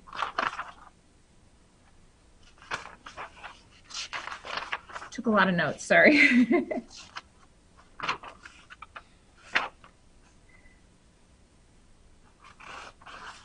You look at the petition papers as a whole, okay? And the question is whether the purposes of the election code are frustrated. I'm going to be a little inartful here, I apologize. And then whether, and sort of whether the voters are confused, and if that frustration would lead you to conclude, this is not from the case, but whether that would lead you to conclude that the voters would be frustrated and not understand the nature of who they had signed a petition for or what they were running for. And I think that in Chicago, historically, a lot of the Chicago cases on aldermanic issues, when they fail to put the district for when they're running for alderman, the Chicago Electoral Board has traditionally said, okay, we're not going to put them on the ballot. They didn't put the district in. And so to that extent, those cases are correct. There are some other cases downstate that don't necessarily turn out that way. And again, we are not the Chicago Board of Election Commissioners. And while you can take notice of those cases, they're not like official precedent that makes you decide this case one way or another. And I'm not really sure we have precedent on point in the 4th District that addresses this issue where we are located. So I agree that the Chicago Officers Electoral Board would say this person would not appear on the ballot. There's some other case law that was not cited by either party that I was asking Objectors Counsel about to see if he had a way to distinguish it, because I think it's instructive in this situation. There's a case called People Over Politics Party versus Orland Park Municipal Officers Electoral Board that is a 2019 case in the 1st District. So it's newer than the authority that he cited for Chicago. And basically it indicates that it's looking at the heading and the footer of the petition circulation pages and saying that if people are representing that they're qualified voters in that district and the candidate is representing the circulator is representing that the people were qualified voters in the district, then that may be enough. The court concluded that, let's see, Illinois has a strong public policy in favor of providing ballot access. They found that the candidate in this case had substantial compliance and prevented the removal from the ballot. And I want to give you the specific facts that what this candidate did.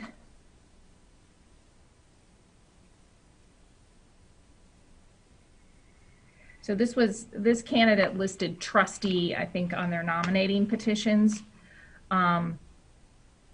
So they were saying that this could be an Orland Fire Park or Fire Protection District or the Village of Orland Park. but it was correctly stated on, I believe, the statement of candidacy. They mentioned a library trustee, but what it turned out is that most of the officials, the other trustee designations, were in a nonpartisan election, and that there was only one possible office for election in the trustee as a trustee for this election. And so because the individuals knew they were qualified voters, that the fact that the office was not named specifically was not a violation of the election law. There's a few other cases which I'm happy to sort of cite, but I think this case is a close call in my opinion. So I think the misspelling of urban versus Urbana is probably not really relevant. The question, when you take the petitions as a whole, the statement of candidacy states the district, and at least one of the petition pages does. I would tend to disregard the affidavits because they are hearsay. I think that the client, or that the candidate, could testify and say, this is what I did when I circulated them. And certainly she did that with the Facebook post, said she had posted that she was running in Ward 5. And so, again, I think this is going to have to be up to a sense of the board. But I think this case in particular could go either way. Thank you. I do have a quick question about hearsay. If it's a notarized statement, what is the difference between a notarized statement and hearsay? So it's an out-of-court statement offered to prove the truth of the matter is essentially what the definition of hearsay is, okay? And so this written statement was not made under oath in the proceeding. It was made outside the proceeding, and it was designed to represent the truth of the matter, i.e. this is how I circulated, this is what she told me when I circulated petitions, where you could call a witness and they could testify to a conversation. This affidavit is hearsay because it's not somebody in court where you have an opportunity to cross-examine them and have them state what they're trying to say. So I think she provided some testimony about what she had put on Facebook and gave us a copy of that and sort of authenticated that. We didn't have an objection from opposing counsel to that being admitted. I guess what I'm saying is that, we have the affidavits, but I'm not sure they're dispositive of the issue. I don't think that makes you decide one way or the other. I guess my one question that multiple people have brought up is the statement of candidacy versus the primary petition. In the statement of candidacy, there is listed in the boxes name, address, office, district, and party. In the general primary petition, it says name, address, and office. So is there any case law that distinguishes why a box for district was not included on the primary petitions, on the state primary petitions? I think that was a form choice probably. Let me look at something real quick. I think if you look,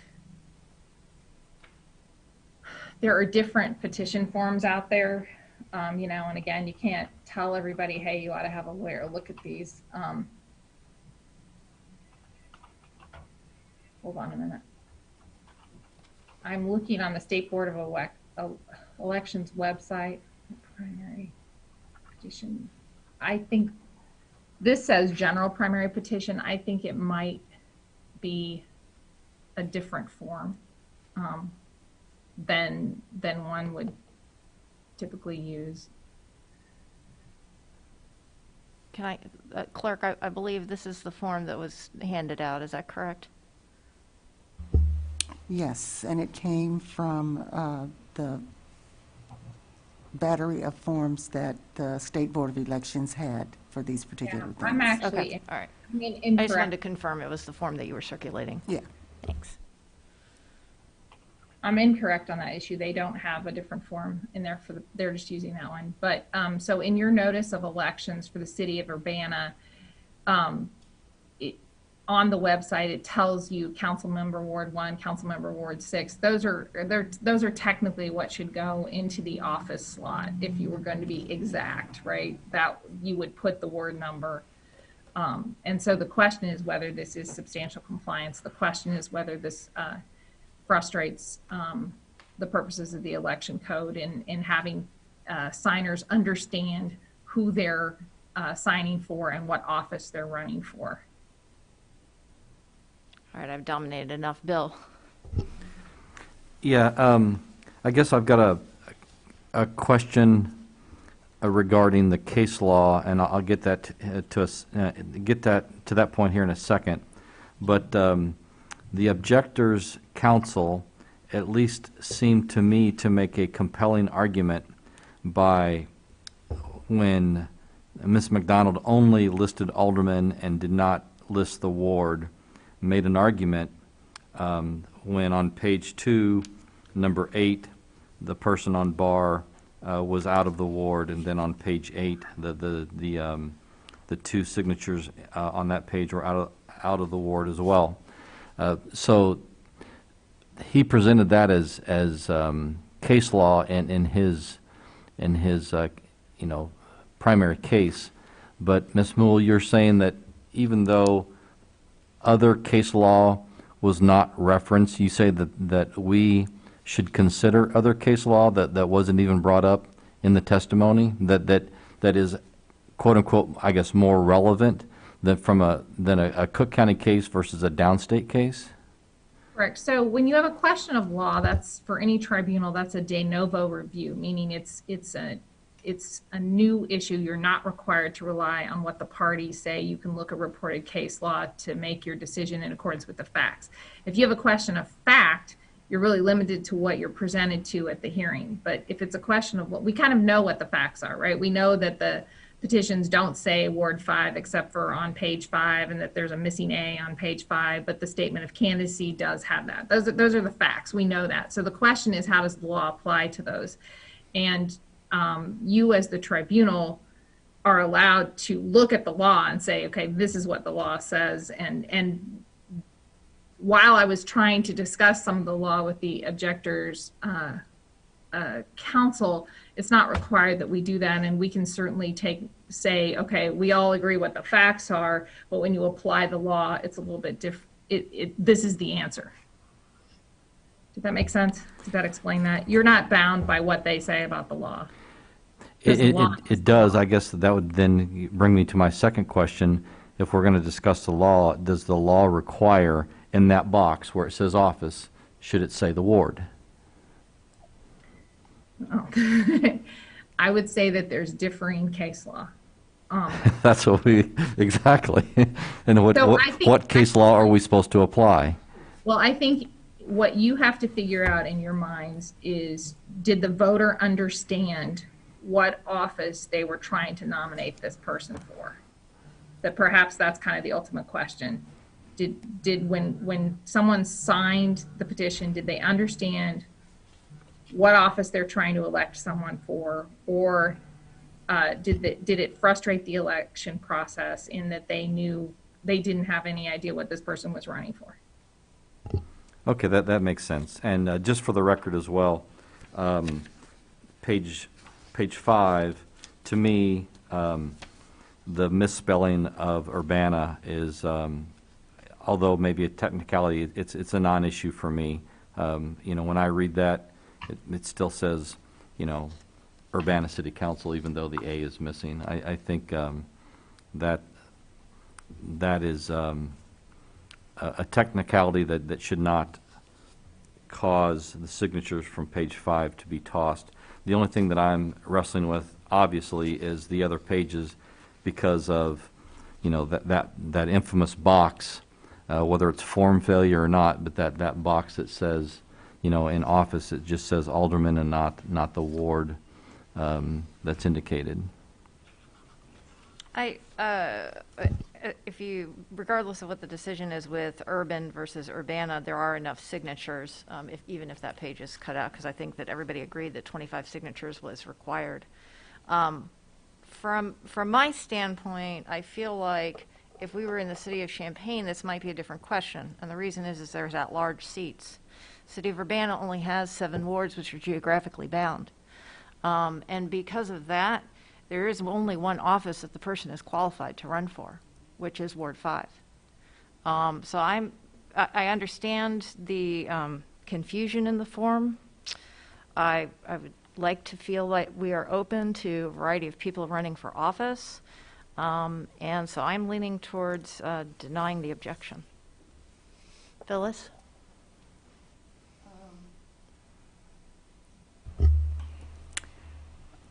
I'm running for office too. And I think that everybody deserves an opportunity to run for an office if that's what they choose to do. I would not have pulled an objection to this petition simply because of that. Like you said, everybody in Ward 5 knows who it is that's running for that ward. She circulated those petitions in her neighborhood, and they know her. So I concur with what it is that you're thinking. I do. I think that the objection should be thrown out. Bill, any thoughts? And in general, I agree with that. But, you know, with my history in, professional life, I like to lean on case law. And case law is, at least at this point, uncertain. And I just would like to have a little bit more clarity on what the case law that applies to this case would be, the most relevant case law. And I'm certainly open to hearing more from Deanna in terms of relevant case law that could help direct this. I suppose it sounds to me like you have 3 people that are, one's leaning one way and 2 are leaning the other way, but it does sound like there is some question about case law. I think the most instructive case for you is probably this People Over Politics Party versus Orland Park Municipal Officers Electoral Board. And why I say that is because the Chicago Board of Election Commissioners' decisions have never been to court, right?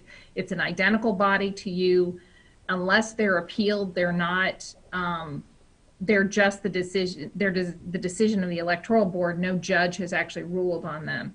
This People Over Politics Party case versus Orland Park Municipal Officers Electoral Board that I was citing to you is a March 8, 2019 order by the 1st District, which is also Chicago, right? So this is the appellate court in the 1st District, which would be, it would overrule really any Chicago Electoral Board decision that it conflicted with.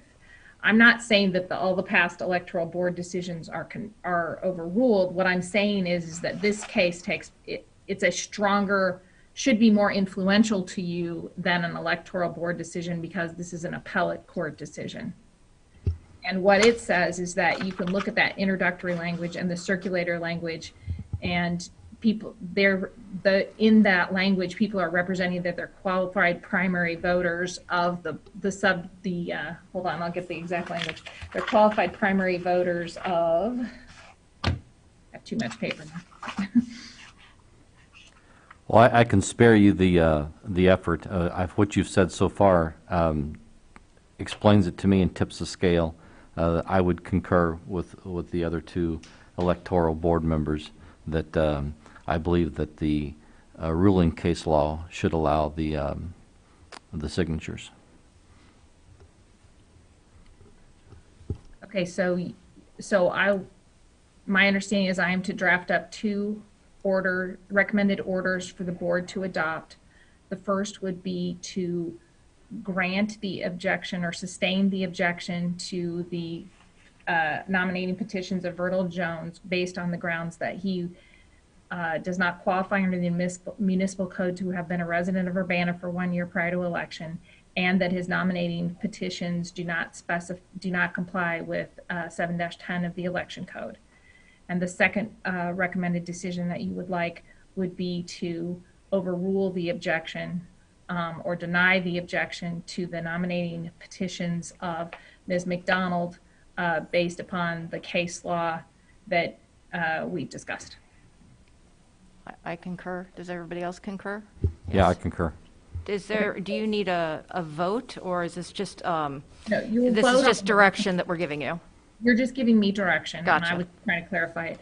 Yep. So you would vote on the recommended decision or to adopt or not adopt the decision in front of you. You would need to recess your hearing then to allow me time to draft those, and then you can officially adopt them. Okay, and if we recess the hearing, we have to do so within 24 hours. So if we met tomorrow at 5 or 5:30 via Zoom, would that satisfy that requirement? If, I don't know if that gives you enough time to draft it. I think I can get it done. I'll get it done from whatever you tell me. The later in the day is possible. We have, I believe, 24 hours from now. So, but let's not. We don't want to do that. 5 p.m. is fine. It's actually earlier than the call today, so it's certainly either when we end it or beginning. It would be less than 24 hours away. So if we want to do it at 5 o'clock tomorrow, I'm open at that time and can have your recommended decisions to you prior to that for your review. and if we conduct this via Zoom, since it's a final vote, is that okay with everybody? Yeah, I can make myself available 5 p.m. tomorrow. All right, then we will have a final vote at 5. We will recess and reconvene tomorrow via Zoom at 5 p.m. This will be on the same Zoom link. Do we need a motion to recess until tomorrow at 5 via Zoom? It won't hurt, but it looks like Jim's trying to get to speak. I believe you will need one person in the council chambers. Yes, you are correct, due to the governor's order. So I will be here. Everybody else can. Actually, you're here. Phyllis will be here. I'm right around the corner. All it takes is one. Thank you for that reminder, Jim. Okay. So we need, let's see, what's next on the agenda? We had discussion and proposed schedule if needed. So I guess I need a motion to go into recess and reconvene via Zoom at 5 p.m. tomorrow. I will offer a motion to recess today's meeting and reconvene tomorrow at 5 p.m. via Zoom. All right, moved by Bill and seconded by Phyllis. There's only 3 of us. I don't think we need discussion. Would you please call the roll? Ms. Wu? Yes. Mr. Colebrook? Yes. Phyllis Clark, yes. All right, so all 3 of us agreed to reconvene, and we will see everybody via Zoom at 5 o'clock tomorrow. Thank you very much for your time. I appreciate everybody coming in. Thank you. Okay, it is 5 o'clock. We're going to reconvene our meeting, and if the clerk is here, can she please call the roll? Yes, I'm here. Okay. Ms. Wu? Here. Mr. Colebrook? Here. Phyllis Clark here. We have a little bit of an issue, and that is at 5:30. There will be another meeting going on here in the council chambers. Do you suppose that we're going to be that long? Okay. I doubt it. Okay. All righty. Thank you. So yesterday we left off with item in under F, outline of proceedings. Number 2, matters under consideration of the board when the hearing is complete. So we talked about that. Number 3 is vote on tentative decision when board has completed its deliberative subject to formal entry of final written decision. I believe that's where we're at in our agenda. Deanna, can you verify that? That's correct. Okay. So do we need to make separate motions on each case? Yes. Okay. So I would entertain a motion on our first case. And our first case is case number 2021, Landorf objection to Jones III election petition. I'd be willing to make the motion. I just want to be clear. We're at number 3, correct? Or We're at number 3 under the section F, outline of proceedings. Yes. Okay, so I will make a motion to vote on a tentative decision regarding did you say the Megan, I'm trying to pay attention. You said the Megan McDonald case? No, 2021 Langendorf objection to Jones III election petition. Which is case. Okay, so my motion would be for case number 2020-002, Michael Langendorf, petitioner, objector versus Verdell Jones III, respondent candidate. So I'm sorry, go ahead, Deanna. That's case number 1. That was the correction I sent you. Okay, case number 1. Yeah, thank you. And the recommendation is? For me, the recommendation would be to basically not allow his petition. So object. You can To sustain the objection. To sustain the objection. Okay. All right. Do I have a second? I second that. All right. Moved by Bill, seconded by Phyllis. Is there any discussion on that tentative decision? All right. Will the clerk please call the roll? Ms. Wu? Yes. Mr. Colebrook? Yes. Phyllis Clark, yes. All right. That tentative motion passes. On to our second case. Let's have to muddle through another motion here, huh? Okay, so I would offer a motion to consider the findings and recommendations regarding, so should I just say case number 2? Would that make it clear? And the sustain or overrule. Recommendation would be to not sustain the objection. Is that correct? Overrule. Overrule the objection. For case 2020-2, is that correct? Correct. All right, do I have a second? I second. All right, moved by Bill, seconded by Phyllis. Is there any discussion on that? All right, seeing none, can the clerk please call the roll? Ms. Wu? Yes. Mr. Colebrook? Yes. Phyllis Clark, yes. All right, the next item on the agenda is on the adoption of the final written decision. Deanna, do you want to walk us through the final decisions? So let's take 2020-1 first, which is Langendorf versus Verdell Jones. I've provided you with the hearing officer's recommended decision. It outlines the background of the case, what issues were raised, what evidence we heard, and then makes finding of facts and conclusions of law. And the recommendation is that the objection be sustained, that the objector's relief be granted, because it was not clear that Mr. Verdell, or it was pretty clear that Mr. Jones is not going to meet the residency requirement to have been in the city of Urbana for 1 year prior to the election. And further, none of his petitions meet the requirements of section 7-10 of the election code. And so for those reasons, I recommend that you declare those petitions invalid and that they be struck, and that his name not appear on the Democratic primary ballot for the city of Urbana consolidated primary election for the office of mayor. Are there questions for Deanna? No, Deanna, I do have a question, which is when this comes up for a vote, do I have to restate does the person who wants to propose it have to restate that recommendation, or do we just state that we are sustaining the objection? You're adopting the hearing officer's recommendation. Thank you. Adopting the hearing officer's recommendation. All right. If there's no discussion, can I have a motion on the floor to adopt the hearing officer's recommendation? I will offer a motion to adopt the hearing officer's recommendation regarding I believe we're doing the Michael Langendorf, Verdell Jones, case number 2020-002, case number 1. Okay. And I second that. All right, moved by Bill and seconded by Phyllis. Is there any further discussion on this case? Out of order if I speak. Can I just recommend or just let you know that once you make this decision and vote on it, you're required to have a written order. And so I've provided you a form written order that you will all need to sign, and then we will need to serve on the parties by certified mail. I just want to put that on the record.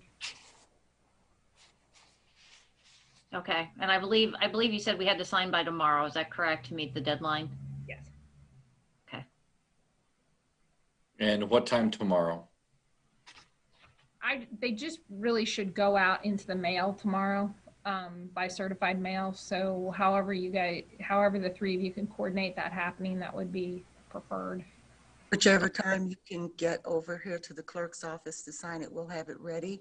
And our mail generally goes out about 3 o'clock. Phyllis, will you stay there? So whenever I leave my workplace and come there, I can sign it tonight? Certainly. Oh, that's a great idea. I'm going to do the same. Okay. I'll hang around. Okay, there is a motion on the floor. Is there any further clarification or discussion? Will the clerk please call the roll? Ms. Wu? Yes. Mr. Colebrook? Yes. Phyllis Clark, yes. All right, that motion passes. And then the second case, which is number 2020-2, I'll take a motion for that one. Yes, so I will make a motion to adopt the recommendation by the hearing officer to, forget the language, Deanna, overrule the objection in the Wayne Williams versus Megan McDonald case 2020-002, case number 2. Second. All right, moved by Bill and seconded by Phyllis. Is there any clarification or discussion from any of the parties, from Deanna, Bill, or Phyllis? No. Nope. Okay, great. Will the clerk please? Yes? Before we vote, Deanna, did you want to mention anything, or are we good on the earlier discussion? Well, if you want me to summarize, just. Yeah, if you don't mind. Sure. So this case presented really a strictly legal issue as to whether the petitions were in substantial compliance. There wasn't a question about what the contents was. The issue was whether the reference to Ward 5 in the statement of candidacy and on page 5 of the petitions was sufficient under the law to identify the office for which the candidate was running. We evaluated the evidence, heard the testimony, and concluded that in conjunction with the more modern case law, that the fact that the circulator's affidavit indicates that the individuals are qualified primary voters in that district, there's no other possibility of them living in, because of that certification, they must live in Ward 5 to have signed the petitions. So we felt that the petitions were in substantial compliance based upon recent case law, that they're not confusing to the voters.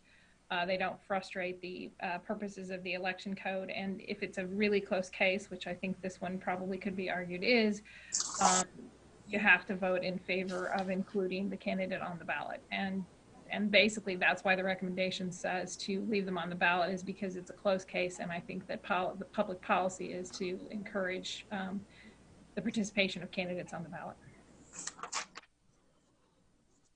Thank you, ma'am. That summary. All right, would the clerk please call the roll? Ms. Wu? Yes. Mr. Colebrook? Yes. Phyllis Clark, yes. All right. Discussion by board of proposed schedule if needed. We don't need that because I believe this is our last meeting. And we are aware that we have to physically sign copies of these now passed items. Is there anything else before this board at this time? Bill? Yes, it's regarding the actual document that we're going to be signing. I've printed the earlier document, and Deanna, did you say that there was an edited copy that struck out the letters EB on the face of the document? Correct. I was just making them consistent with the agenda. Okay. So, Phyllis, did you have that latest edited document from Deanna that we'll be signing? I think so, yes. Okay. And I can't remember the other edits besides the characters EB off of the face sheet. 01 and 02. Making sure that the case numbers were correct. Mm-hmm. Okay. Okay. That was the only change. All right. Are there any other questions? All right. Well, Phyllis, I will see you in the next 10 minutes. I thank you, everybody, wholeheartedly for your time, coming together in such a short amount of time and helping us through this process. I really appreciate all of the people who participated, all the comments. And so thank you. Have a good evening. And this board is now done.